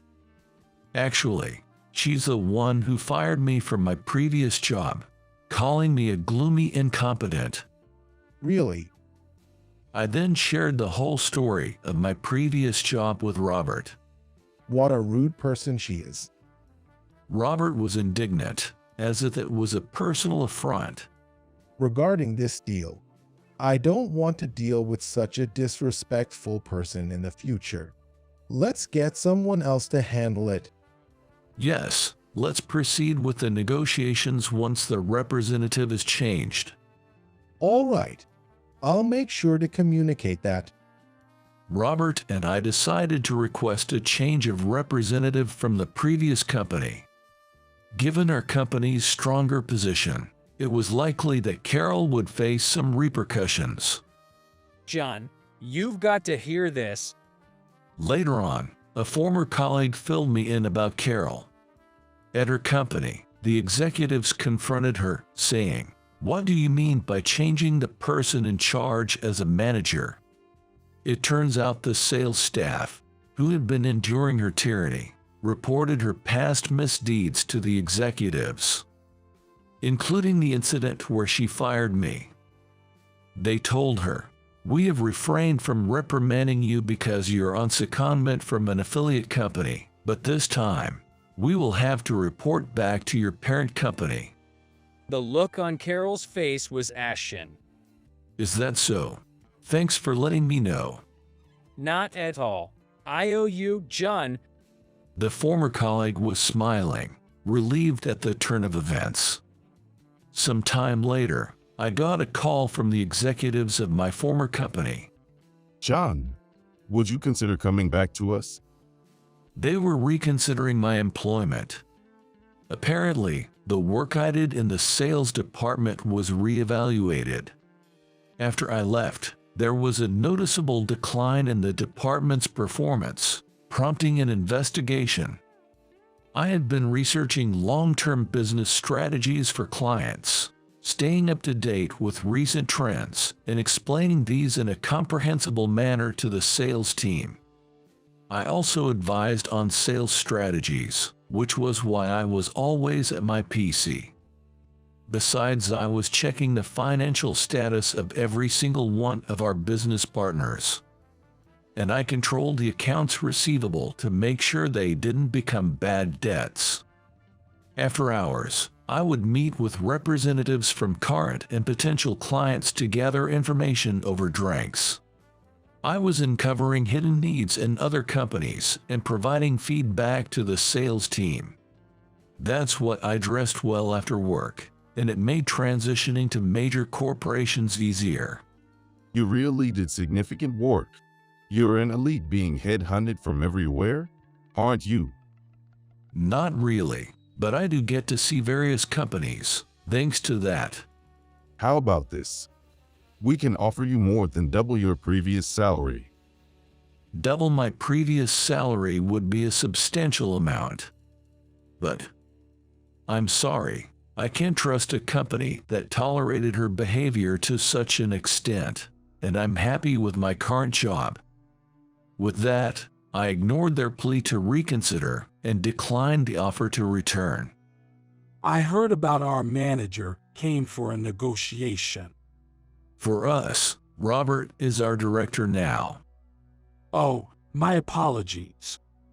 Thomas was the first to approach me with this news. When I was fired, Thomas decided to switch to Bloom Dining and joined the sales team after me. He had been with the previous company for many years but had enough of dealing with Carol. He thought about moving to another company like I did if it meant the company's image was preserved over justice. Then I got fired, and that became the trigger for him to join Bloom Dining. Interestingly, Robert, upon hearing from me, was ready to hire Thomas on the spot, but the earnest Thomas went through a formal interview to join our team. Originally a talented salesman, Thomas now excels at Bloom Dining too. John, please listen. Well, calm down, Zoe. A female employee from my former department contacted me. The one who cried when she learned I had left. She still seems to admire me. I've been assigned the research tasks you used to handle. Can you teach me? Really? Taking over the tasks of a company I left is? Please. I really want to improve our sales. Despite my hesitation, I was moved by Zoe's earnestness and decided to teach her. So, this is how. I see, so that's how it works.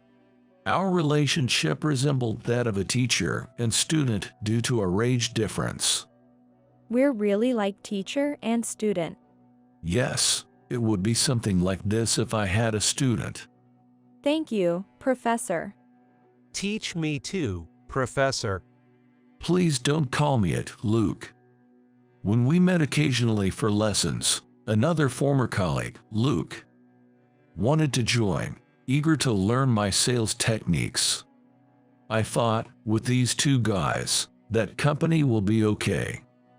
I was relieved to see them positively trying to learn, just like I did in the past. They could form a great team, reminiscent of Thomas and me in the past.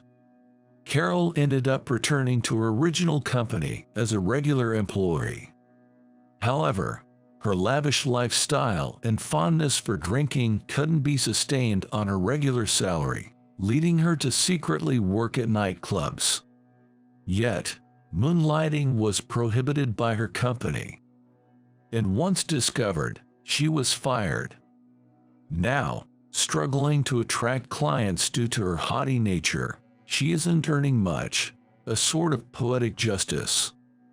In a way, it's cause and effect. I saw her looking ragged in the downtown recently. Well, she caused a lot of trouble for others, so now it's her turn to struggle.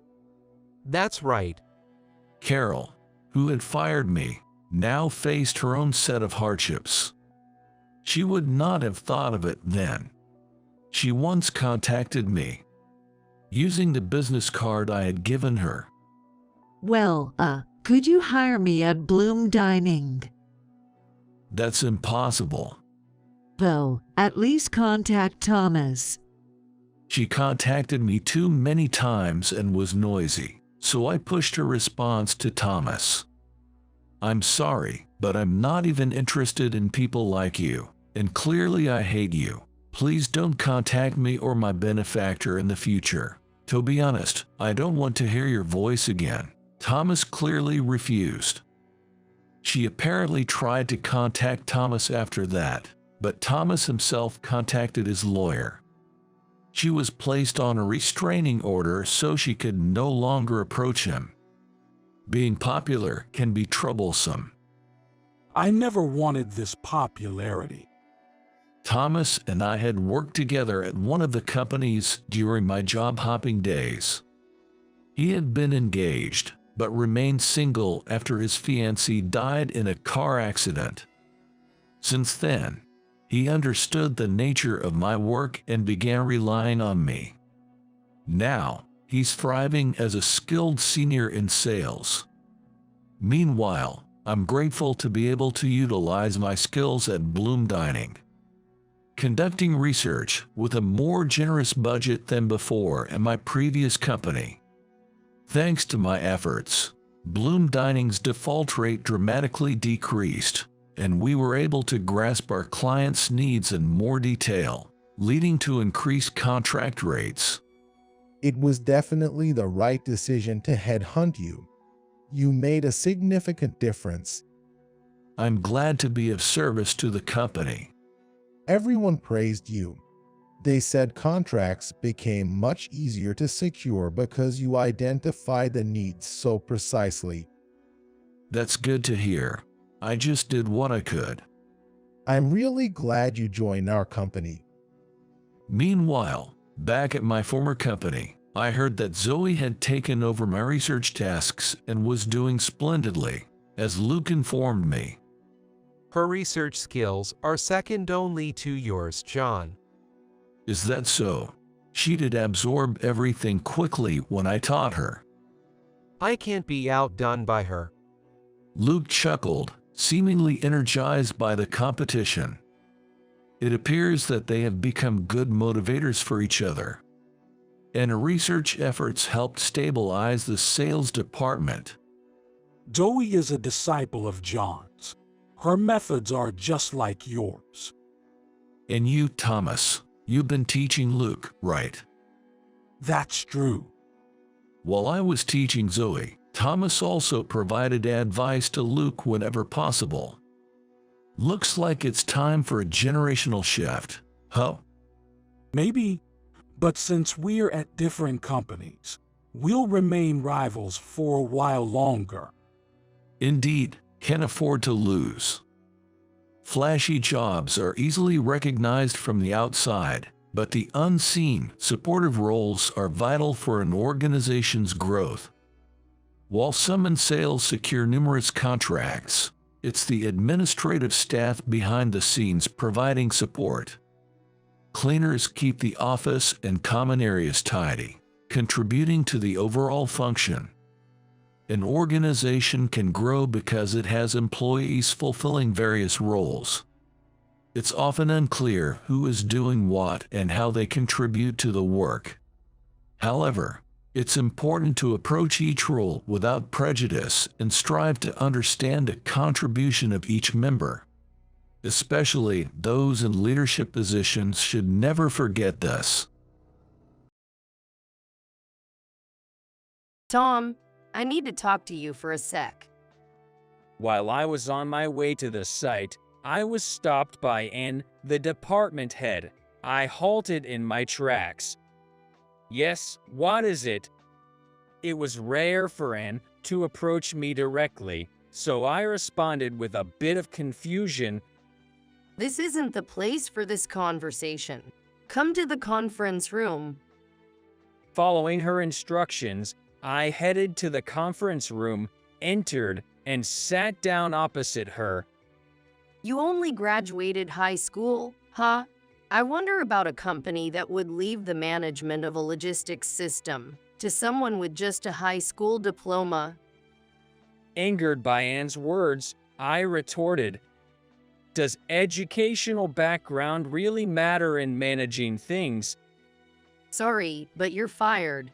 We've hired someone with a higher education level. Suddenly being told I was fired left me speechless. My name is Tom Smith. I'm an engineer managing the company's distribution system. Despite having only a high school diploma, I was self-taught in system engineering, which the company recognized, allowing me to join the company.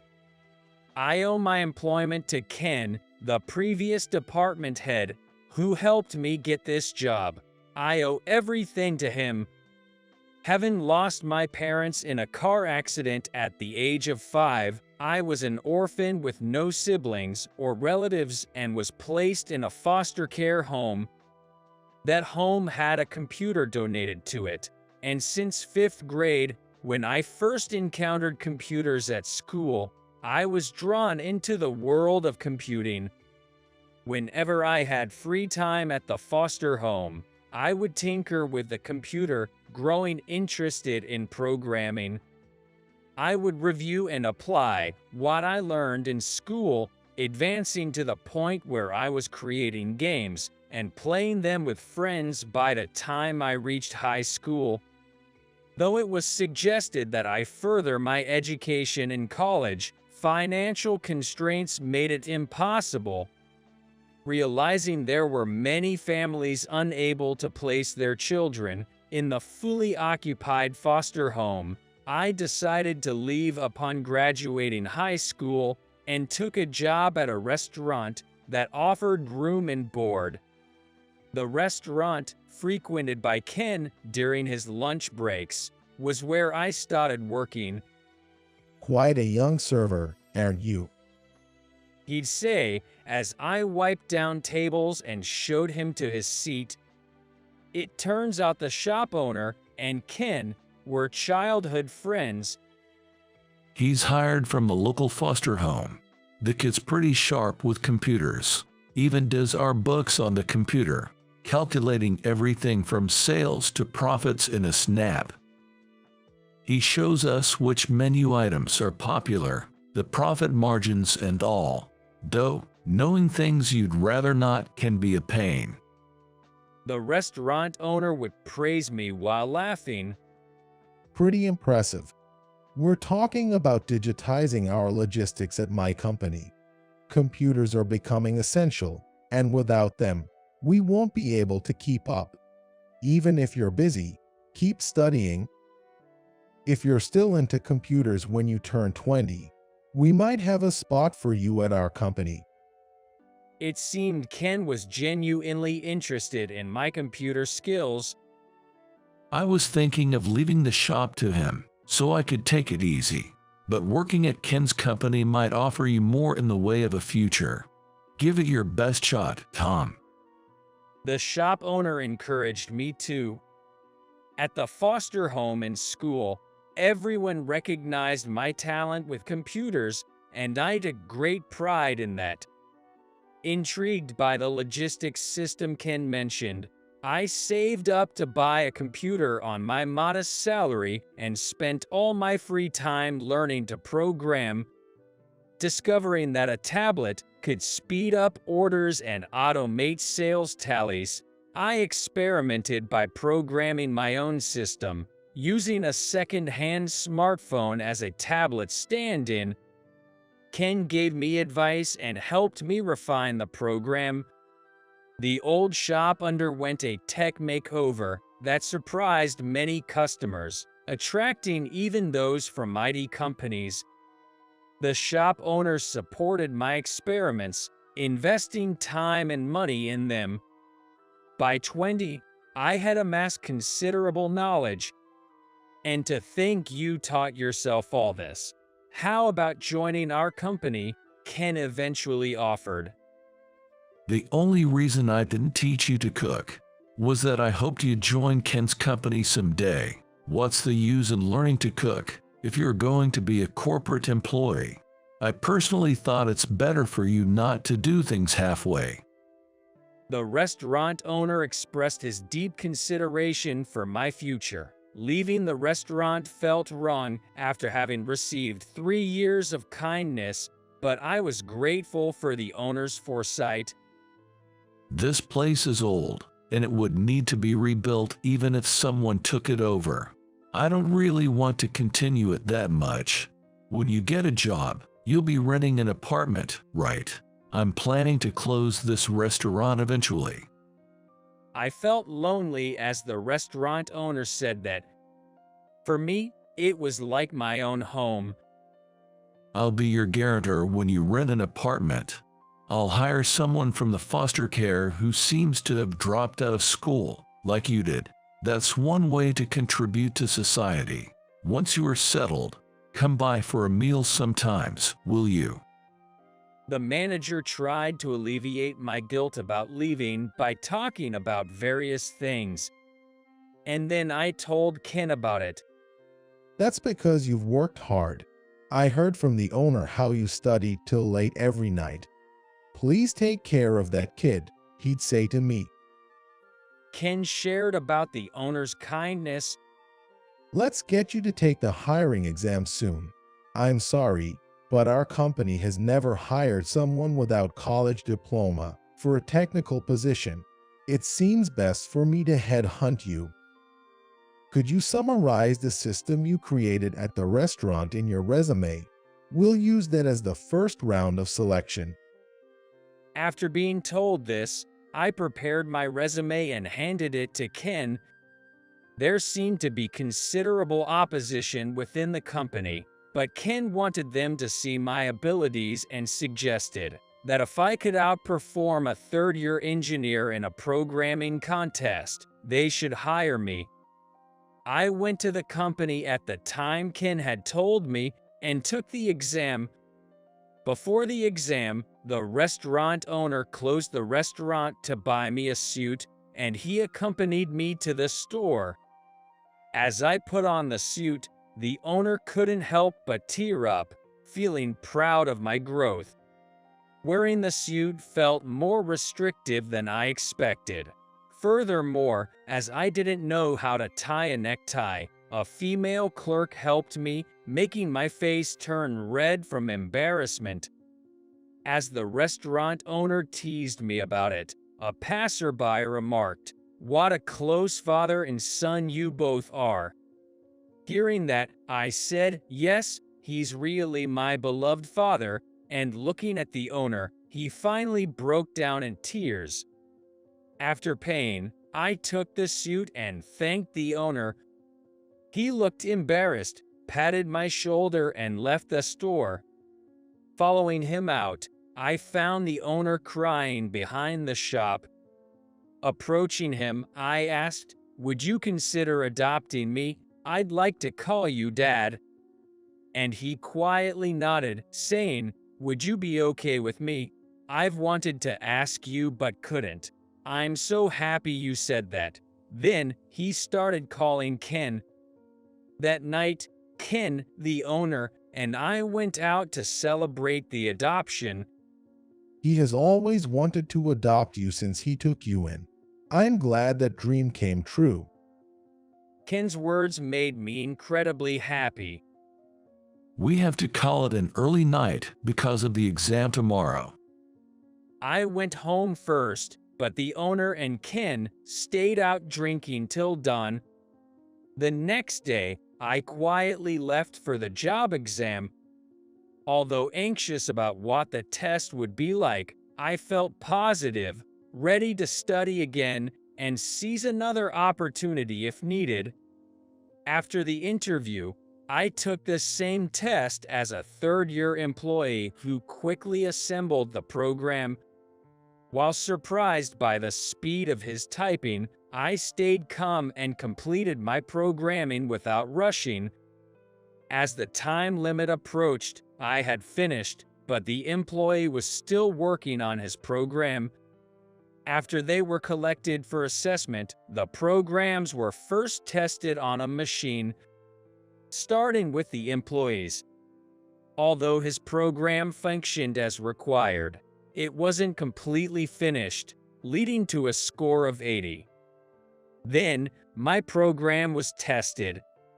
It wasn't perfect, but it did score 95. The evaluators decided that my self-taught skills were more than sufficient, resulting in my hiring. I immediately shared the news with my father, and we rejoiced together. Returning to the restaurant, the regular customers also celebrated, and I was set to start work the next day. Eventually, the owner and I formally completed the adoption process. After joining the company, I became part of the team implementing the logistics system. Creating something from nothing was truly challenging, but through continuous programming, testing, and revision, often clashing with team members, we progressed in systematizing the process. Finally, the system was launched successfully, marking a significant achievement. As the project concluded, I became the sole person responsible from the initial team tasked with managing the system, leading to my current role. As the system went operational, Ken retired on reaching his pension age, saying, Tom, you've done well to launch this. With this system, we can reduce both the employee workload and errors, cutting labor costs significantly. It's a considerable benefit for the company. Ken's contributions to the system's concept and operation were recognized, and there was talk of him joining the board, but he chose to enjoy his post-retirement life instead. Simultaneously, my father also retired, passing the restaurant to a young man from the foster care, marking his exit from active duty. The young man was also adopted, and though not related by blood, I gained a brother, and we both took care of our father.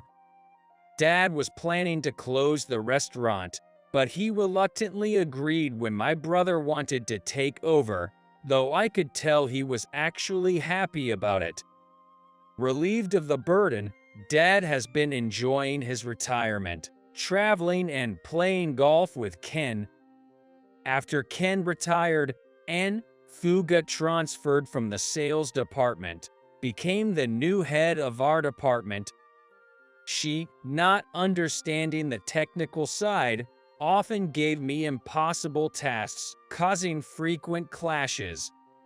Whenever I outsmarted her in meetings, it seemed to hurt her pride, making her storm out, red-faced, which worried our colleagues. Don't embarrass the boss too much.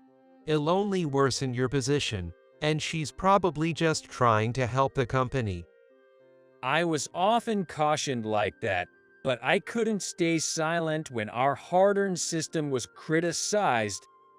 I despised the contempt she occasionally showed and confronted her, meeting her strong-willed gaze, having heard of her troubles with colleagues in sales. Even knowing I was the most knowledgeable about the system, she refused to acknowledge it. In reality, no one in the company knew the logistics system better than I did, and I handled all its troubles and improvements alone.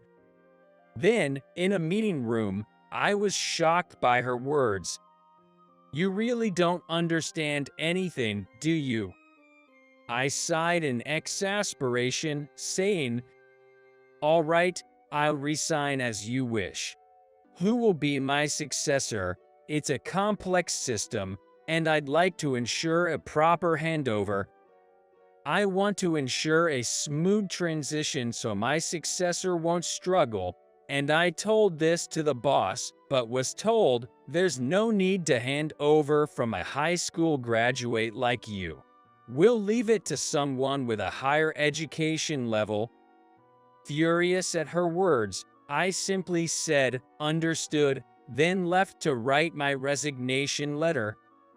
When I submitted it, the manager was astonished, asking, "What happened suddenly? Is there an issue with the terms? The company will really struggle without you. Ken also insisted on relying on you when he retired. I thought I was making things easier for you, but where did you find dissatisfaction?" The manager inquired, looking troubled, so I relayed Ann's remarks, leading him to argue. "Ann, coming from sales, doesn't understand the technical aspects. You don't need to take her seriously, even if she talks about hiring educated employees. No one but you can manage the system, and a handover would take at least a year, right?" The manager appeared quite angry at her comments. "I don't mind quitting, but I want to ensure a proper handover. With discussions about system upgrades ongoing, halting the system would significantly harm the company." The manager nodded. "Exactly. Let me keep this resignation letter. I'll inform her of the risks after your departure and try to change her mind." "Thank you, please do." As I was about to leave, the manager asked, just out of curiosity, "What are your plans after leaving the company?" So I responded with a smile, My brother has taken over the restaurant, so I'll be helping out there for a while. Good to know you'll be nearby. Maybe we can hire you as a contractor if needed. It'll be easier for you, avoiding direct dealings with the boss. The manager suggested that to me. If Anne agrees, though she probably won't because of her spite, I said to the manager I wouldn't return to the company until a decision was made and left for the day. Dad and my brother were surprised by my early return and showed concern as I explained the situation, making me truly appreciate having a family for the first time. Although I had been worried about before while in foster care, being cared for by family felt uniquely reassuring. Meanwhile, the manager tried to persuade Anne about my contributions and the impact of my absence, spending time trying to bring me back to the company. However, Anne remained unconvinced, leading to my definitive resignation. Confronting her, the manager asked, "How will you take responsibility if the logistics system fails and causes company damage?" Her cold reply was, "It's just the system a high school graduate created. We can simply rebuild it. I don't see it as a big deal, especially with the talented college graduates we've hired." The manager shared this with me over beers at the shop, apologizing. "Tom, I'm sorry. I couldn't protect you." As he downed his beer and asked for more, I replied back to him, "I appreciate it, manager, but don't overdrink. We don't want to worsen your standing with the boss, and if the new employee can handle it, maybe it's for the best. Now that I've resigned, I'm thinking of enrolling in an online college. This situation made me realize I need at least that qualification." It's frustrating to be discounted for lack of formal education. I thought technical skills should stand on their own. The manager empathized with me as I lamented my situation, having climbed the ranks on his skills alone. His acknowledgement meant a lot to me. Let's see how the new employee and brought in handles things. I can help out if there's trouble, regardless of the cost. Hearing this, Dad asked, "Good thinking. I'd be happy if you can do that. Don't you need to discuss it with Ken? He's enjoying retirement so much, I don't want to worry him, and he can't really intervene in company matters. It would just upset him to know about it." I asked Dad to keep this a secret for Ken's sake. That day, the manager stayed late at the restaurant, reluctant to leave, so I drove him home and thought about what I could do for him, deciding to prepare handover documents. Over the next 2 weeks, I worked on the documents and handed them to the manager on my last day. While many colleagues saw me off, Anne and her employee, John, continued working, not leaving their desks. The manager had suggested John say goodbye, but he refused, only following Anne's orders, and after that, the manager stopped trying to talk to him. After resigning, I enrolled in an online college, attending classes. Spending my days in a mix of relief and loneliness due to the lack of contact from the company. I was surprised one night by a call from the manager, sounding very panicked. "The logistics system has crashed. John made changes without proper checks and without any backup data taken before. We can't restore it." "I'm on my way." I quickly responded to the manager and headed to the company, where the manager was waiting for me at the gate. Inside, I found John being yelled at by a crowd. "When will this be fixed? You said you could handle it, right? Not taking a backup is just negligent. Who's going to take responsibility for this? In the midst of the chaos, John was losing his cool, blaming Anne. I told her I couldn't do it. If you have a complaint, take it up with her. She knows how to handle the responsibility. After John broke the program, she just said she had something else to do and left. What's with that, boss? But right now, fixing this is what matters. Tom, you're the only one I can rely on. Please help. The manager pleaded my help, so I approached John. John, right, tell me what happened. It's none of your business. He retorted coldly, causing my former colleagues to get even more upset. How can you say that to Tom? Fu came here to help. They chided John, moved him aside, and invited me to take over the computer. Seeing the program, I realized it was one of the system's most complex parts. Taking a deep breath to focus, I started restoring the altered areas back to their original state. Surprisingly, I had memorized the complex parts due to the difficulties I faced before, completing the restoration in about an hour. After a successful check, my former colleagues applauded me, and many came to shake my hand.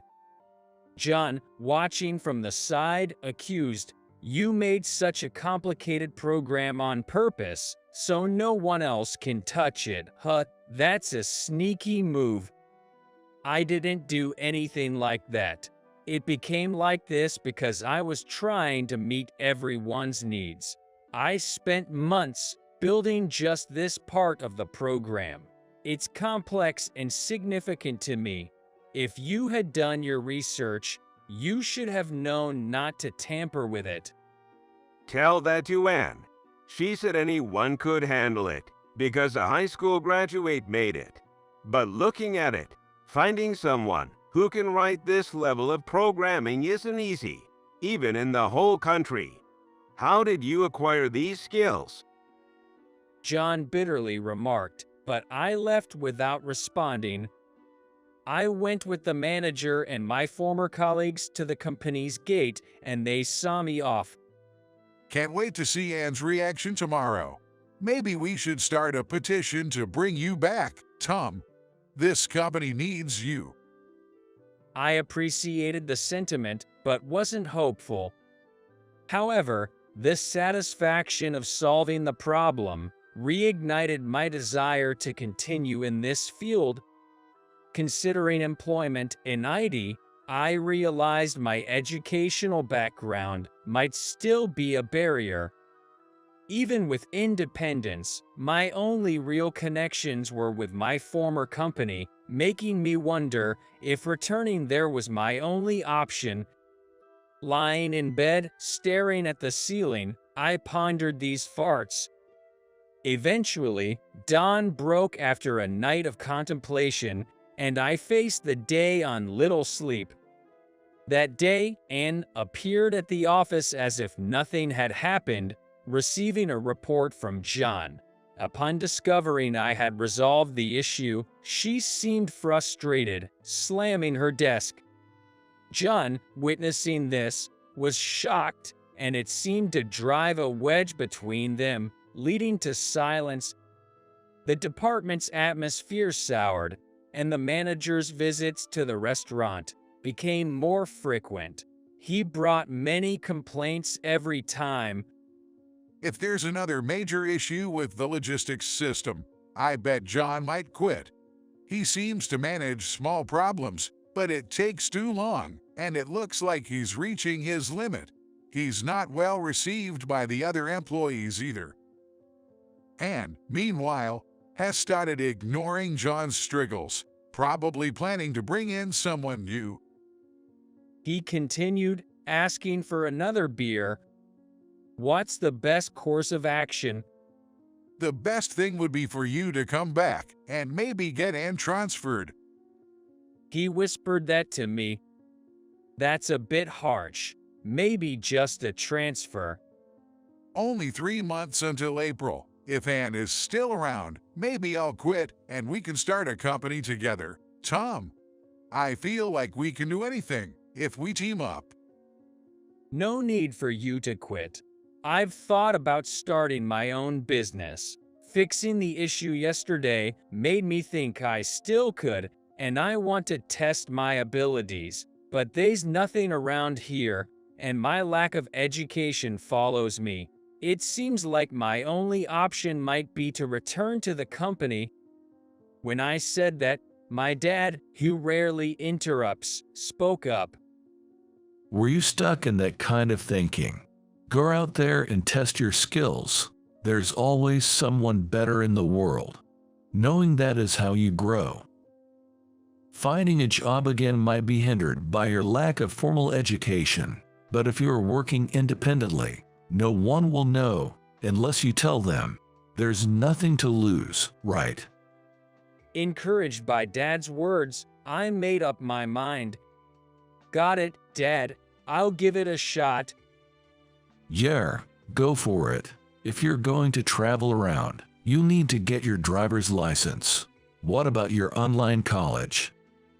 I can't juggle everything, so I'll get my driver's license first. Education doesn't matter much for working independently, right? As Dad and I got excited, the manager, feeling left out, said grumpily, "Hey, I brought it up, so let me in on it too. You have a family and kids, and it'll cost you, so quitting might not be the best idea. If you really can't stand your current company, maybe think it over, but wait until the end of March. Personnel changes. Can you refer someone to us?" After convincing the manager, I started attending driving school the next day. The school was crowded with high school seniors about to proceed to college, making me sigh deeply. Feeling inferior because these kids will have a higher education level than me, attending driving school became a source of distress. That sense of educational inferiority wasn't easy to shake off, so I took every class available, from morning till night, to finish as soon as possible. In a month and a half, I got my license. During a break, as I was looking at a used car magazine, Dad and my brother approached me with big smiles, handing me something I instantly recognized: car keys. Led to the parking lot, a white minivan with a newbie driver sign awaited. "This is for me." Both nodded, and I climbed into the driver's seat. Driving off without a specific destination in mind, we reminisced about our time starting at the restaurant, driving until the gas ran out. I often wonder where my life would have been without meeting you, Dad. Raised without knowing familial warmth, you showered me with love and let me pursue my interests. I'm truly grateful. That's good to hear. All I can do is not get in your way and support you. That's just what parents do for their kids. So don't hold back with me. You are still young and have a long road ahead. Believe in your abilities, and someone will take notice. My brother nodded in agreement. Thanks, I'll do my best. The next day, I decided to make my former company my first business client. When I called the manager to announce my independence, he said, "Congratulations. As a celebration of your new start, I'd like to offer you a job." He had prepared by asking the team that launched the logistics system to help me, and they were ready to support my venture. I was invited to the office for a meeting, waiting in the conference room, and entered. Tom, it's been a while. The last time we spoke was in this room. I really appreciate you fixing the recent trouble. I hadn't realized how capable you are and how much your colleagues respect you. I'm sorry for judging solely based on education. And sincerely apologized to me. I can't ask you to come back, but would you consider being our dedicated contractor? Everyone feels more secure with you around. Surprised by Anne's offer, I was pondering when the manager arrived. Anne, have you already discussed everything? He addressed her. We talked, but he looks quite perplexed. I doubt he'll believe it coming from me, so I'll let you, the manager, explain. She said that and left the room.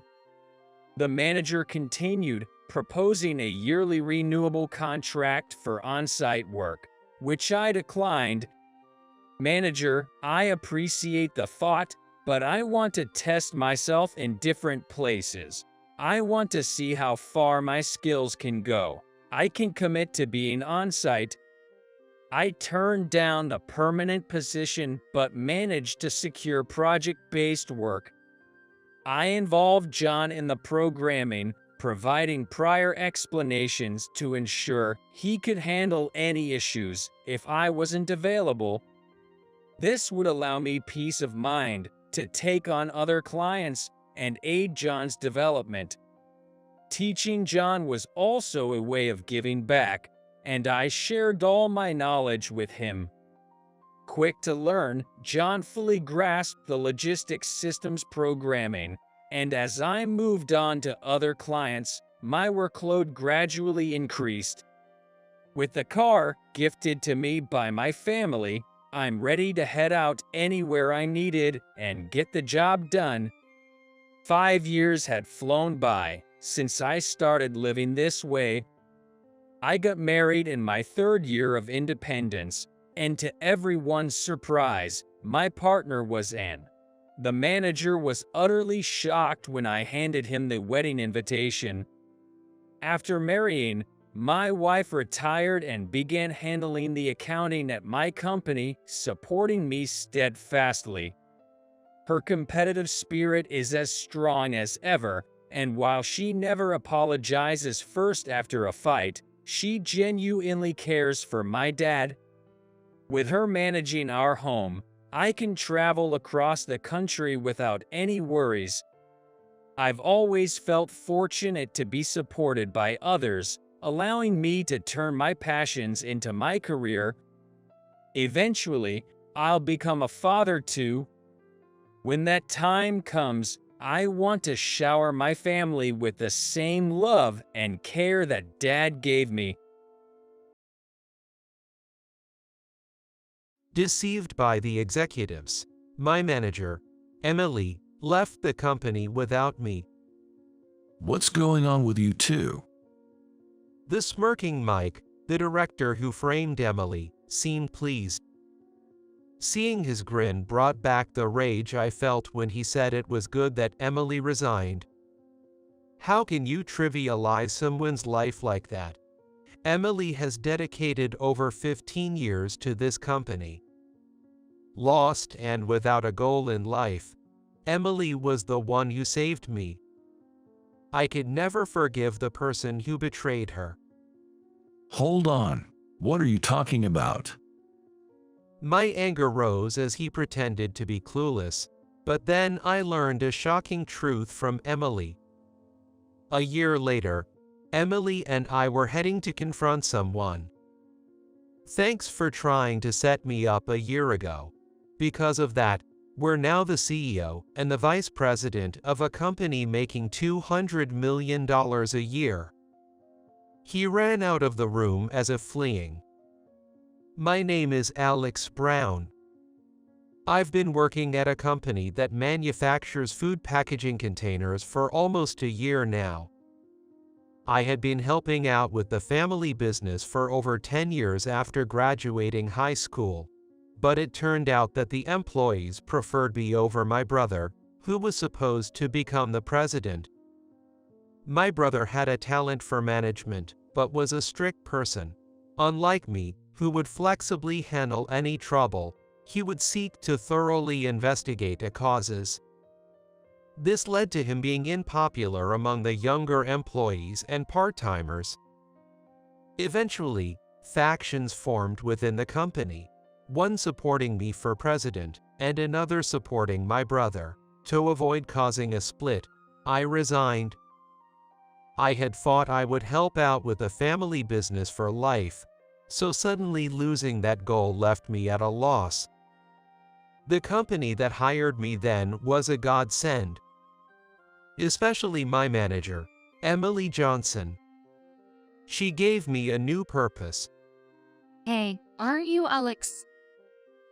The reason Emily and I got close was because of a chance encounter at a local bar.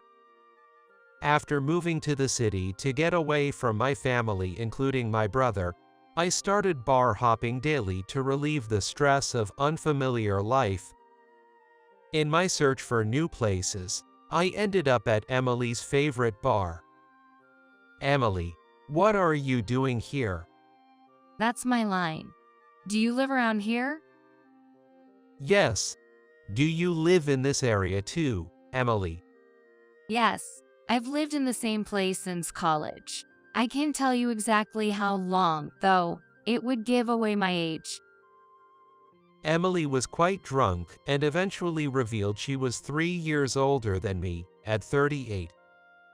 From then on, I met her at that bar multiple times. I just wanted her to hear me out, so I took the initiative and went to meet her. It wasn't romantic feelings, but rather her being a bright and good listener that made me, as her subordinate, rely on her. I could sleep comfortably on the nights she listened to me. This motivated me to work hard in order to repay her kindness, making my job enjoyable. Though we were a man and a woman, I had decided to stop going to the bar if she ever seemed uncomfortable, but far from being bothered, she started confiding in me about her personal issues. I feel bad saying this to you, Alex, since you're new, but there's someone persistently bothering me. What should I do? She talked about someone you kept confessing to her and wouldn't give up despite her rejections, continuing to approach her. She even mentioned that this person seemed to know where she went on her days off, which made me feel it wasn't safe for her to walk alone at night. So, I started walking Emily home after work, and our relationship as manager and subordinate deepened. I thought this would go on forever, but then suddenly, Emily disappeared. When I arrived at work, everyone was buzzing, and I found out she had resigned. Everyone was clueless, but since we were close, they thought I knew why she left and kept asking, why did she quit? When I said I didn't know, they looked at me with pity. Emily must be relieved. Good for her. Her absence was painful. She had been a mental support, and I couldn't focus on work that day. So, when Mike, the director, said that, I couldn't help but snap. Good. How can you say that? Why are you mad? You must feel the same. What? No way, I'd think it's good she's gone. I looked ready to lash out at Mike, so my colleagues dragged me to the break room. The coffee they bought me tasted like nothing. Hoping to see Emily, I kept going to that bar, but despite my frequent encounters before, she never showed up again. Maybe I had become like the man Emily mentioned, a nuisance to her. If so, continuing to work there felt wrong to her. A month after Emily quit, I resigned. I'm disappointed in you. Mike said something else, but it just went in one ear and out the other. I don't care anymore. Post-resignation, I spent my days listlessly, unable to muster the energy to job hunt. As I was pondering what to do next, I headed out to the grocery store. Emily. There she was, pushing a cart. Why are you here during a weekday? Seeing Emily after a month, she looked worn out. I quit my job. I told her, and she looked disheartened. Then, there was no point in me quitting for your sake. For me. As I puzzled, she asked if I had time. Being unemployed, I found myself with too much time on my hands, so I followed Emily to a nearby cafe. You didn't have to take responsibility. The executives said if I took the blame, you could keep working there. Emily seemed a bit upset, and I was even more confused. Responsibility? What's for? What are you talking about? Was there something I needed to take responsibility for? Didn't you hear about the loss of several $1,000s at the East Coast factory? Now Emily looked as puzzled as me. Several $1,000s lost. What caused it? The purchase order you created was wrong. When they tried to pack the boxed mac and cheese, the size was too small for the listed volume. I was stunned by the mistake more than the loss. How could such a basic error happen? I was called by the executives, so it must be true. But I didn't hear anything about it. There was no talk in the office, either. Boxed mac and cheese, that reminded me. I didn't create that purchase order. Not you. But you were in charge of that project at the company. I was in charge, but the order was complex due to the material and shape needed for microwaving. It was too complicated for someone in their first year, so Director Mike was supposed to do it. I just watched and learned. But I heard from the president that you created it. The checker's name might be mine, but the creator should be Mike. Emily and I had the same thought. Could it be Mike tried to pin the mistake on you? Mike is a relative of the CEO. And since the CEO's son had no interest in taking over, Mike was seen as the next in line for the position. Thinking about it, it was odd that Mike, being a director, faced no repercussions while Emily alone was held accountable. I did think it was strange. After hearing about the loss, the CEO asked me if I understood what to do. Our resignation letter was already prepared, so I just signed and submitted it on the spot. A resignation letter was already prepared. That's extremely odd. At that time, I was desperate to save you. They said since you were only in your second year, they didn't plan to hold you accountable. So I thought resigning was the only option.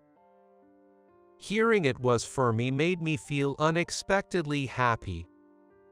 That's why all of us loved Emily. Oh, the CEO said at that time to let Mike explain everything about the loss to you, so I shouldn't say anything. Was it because the lie would be exposed if I told you? It seems so. Let's go see Mike. Despite often being overshadowed by Emily, Mike was competent at his job. Especially in times of crisis, his judgment stood out, much like my brother, and it made sense he was considered for the CEO position. After Emily left, feeling betrayed by Mike, whom I respected next to Emily, was painful. We headed to the company and asked the reception to call Mike. We were prepared to wait outside if denied, but Mike came out to meet us right away. What brings you two here together? He had a smile on his face. Seeing that expression brought back the anger I felt when Mike said it was good Emily had resigned. What do you think people's lives are for? Emily has dedicated over 15 years to this company. Why are you angry? Of course I'm angry. Just because you're the next CEO doesn't mean you can pin your mistake on Emily. Wait a minute. Pinning my mistake on Emily. What are you talking about? Mike seemed intent on playing dumb, perhaps due to the people around. But we had a plan. When we were working on the order, a video for PR was being shot. Of course, the computer screen wasn't in the frame, but when we watched the finished video, we appeared in it. If the timing of the video matches the contract's creation time, it'll show that you were the one operating the computer, Mike. I thought this would corner Mike, but he didn't seem fazed. Really? What are we talking about here? I thought you called me for a marriage or fruit-flavored cereal update. Fruit-flavored cereal, don't joke around. We're having a serious conversation here. Just as I was about to continue, Emily stopped me in a panic. Sorry, can we use a meeting room? I'd rather not have this conversation overheard. Emily was pale. Sensing something was off, Mike suggested we leave the company. I was actually about to greet her client soon. I'll make it as if I'm heading straight home after that. We waited for Mike in front of the company and then entered a cafe with private booze to avoid being overheard. What happened? I was told Emily resigned because she had something she wanted to pursue urgently. What? Emily resigned because of the loss incurred due to the mistake on the order form we created. Remember, the one for the boxed mac and cheese. Why would Emily? The responsibility should be mine for creating the order. I haven't even heard about this loss. I had thought Mike was framing Emily, but what's going on? It seemed even Mike was deceived. I was told by the CEO that as his superior, I should take responsibility for the significant loss caused by the order mistake. After Emily explained the lead-up to her resignation, Mike pondered. The CEO covered it up to avoid affecting my promotion. That way, he could claim Emily, the direct superior, took responsibility, regardless of any future uproar. It seemed Mike was right. Then, Emily was an absolute victim. It's too pitiful she hadn't done anything wrong. But how could such a mistake happen? We were just supposed to make it according to the prototype. Hearing that, Mike and I exchanged looks. Exactly. When we made the prototype with the same order form, there were no issues. It doesn't make sense. The shock of Emily leaving without saying anything and being betrayed by Mike, whom I respected, had clouded my judgment over such a simple matter. What's going on? When I went to check the prototype, I forgot a pen my wife gave me at the factory and went back a few days later to retrieve it. That's when I unexpectedly ran into Mitchell.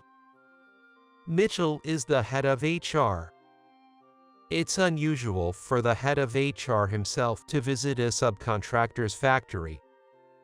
It also raised questions that he was there right after the prototype was finished. I think I figured out what happened. Emily sighed deeply. Alex, remember I told you someone was following me around? That was Mitchell. Both Mike and I couldn't hide our surprise. When I asked if it was someone from the company, you said no. If I had said yes, you would have asked who, right? I thought it would be better not to say because you might confront him directly if you knew. Mike, for his part, hadn't even known Emily was being harassed. You should have talked to me about it. I could have helped. I'm sorry. I didn't want to bother you with something like this, Mike. So, Mitchell tried to frame you out of spite for being rejected. I felt it was a bit different. Maybe he aimed to frame me. Perhaps he misunderstood my closeness with Emily as us dating. Wait, you aren't dating. No, we're just boss and subordinate. If Mike can misunderstand, so could Mitchell. He might have investigated the projects I was in charge of and manipulated things to cause a mistake. But there was a miscalculation. The order form was created by Mike, and the CEO tried to cover it up. This situation went in a direction Mitchell hadn't anticipated, resulting in Emily taking the blame. That's about it. It's okay since it was my fault. I'm just glad Alex wasn't involved. Emily genuinely seemed to think it was for the best, but it frustrated me. How can that be okay? Emily, you did nothing wrong. Alex is right.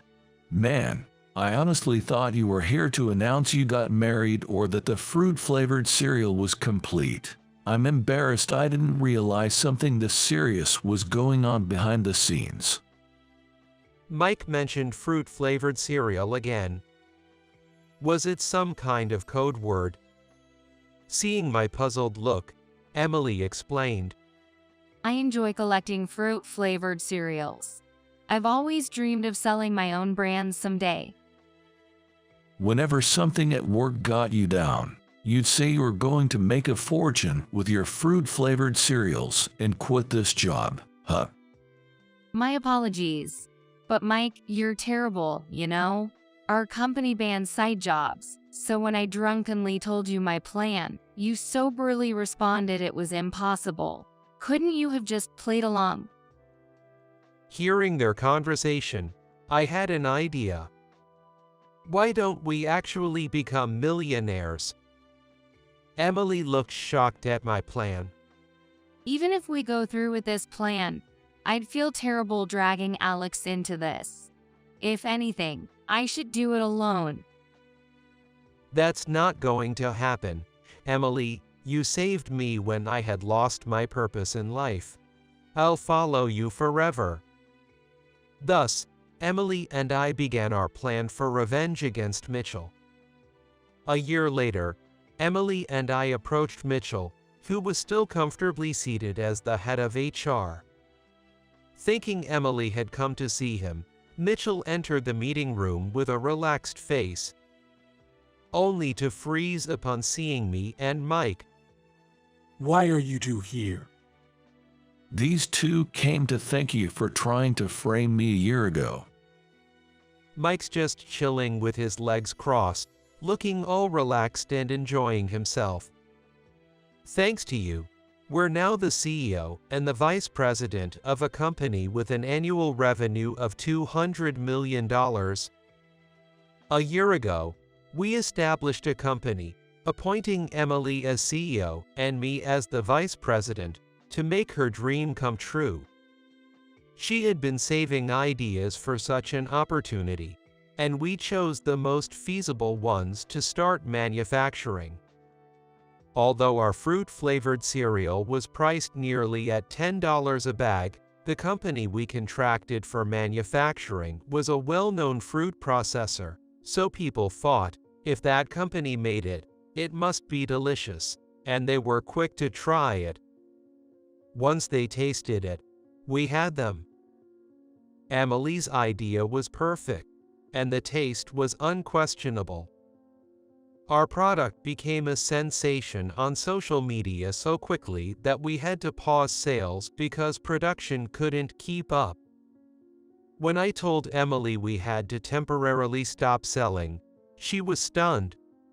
Too popular that we can't manufacture fast enough to keep selling?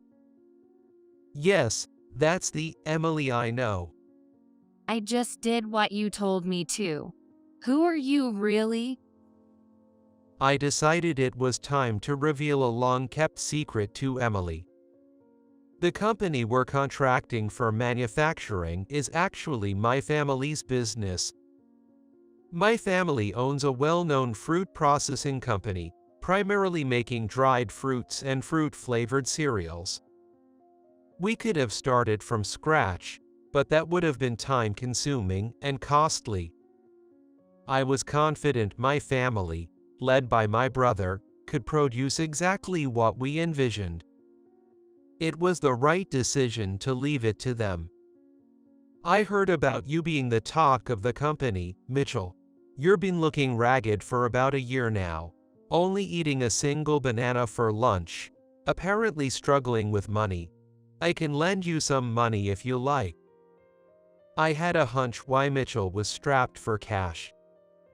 To create a situation of a manufacturing mistake, you must have greased someone's palms at the factory to get him to cooperate. Likely, that person has been blackmailing you for more money, threatening to reveal the truth. Am I wrong? Shut up. If you're just here to brag, then leave. Not denying it means my guess was accurate. You're outsiders now. I'll call the police.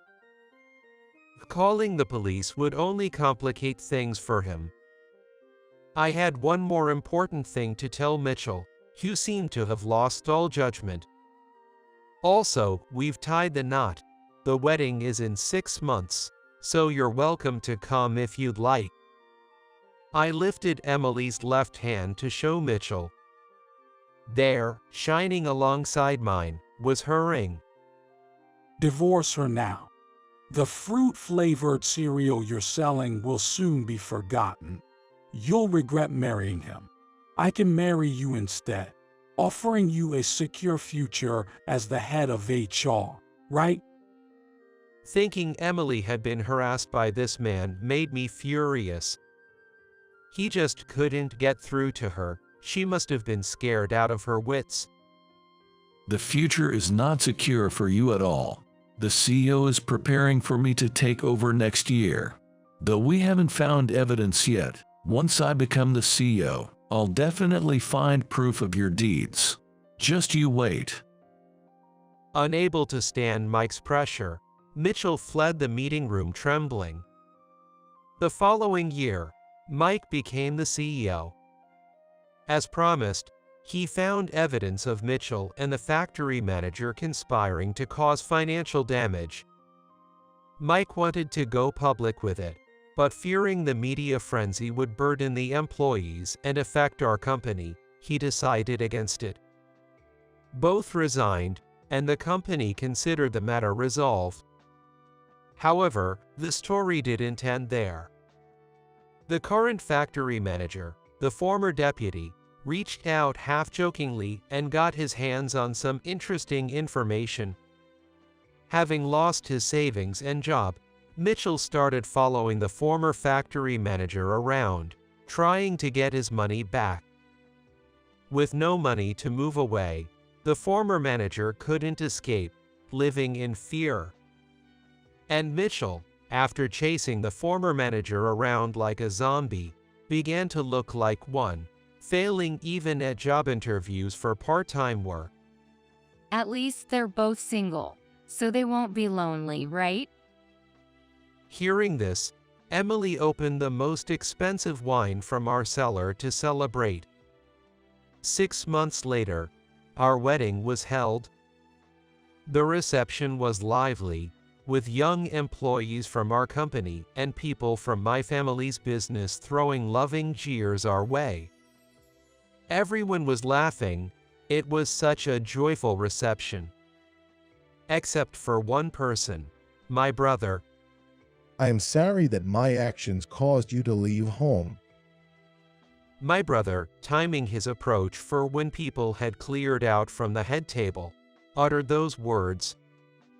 Despite everything, we had always been close brothers. He must have been concerned about me. Leaving home allowed me to marry Emily and meet Mike, someone I deeply respect. I have no regrets. Gotcha. Finally, my brother showed a slight smile, which Emily noticed. You know, your brother reminds me of Mike. That's why Alex adores him so much. At Emily's words, both our faces turned red. It looks like we're finally on our way back to being just regular brothers.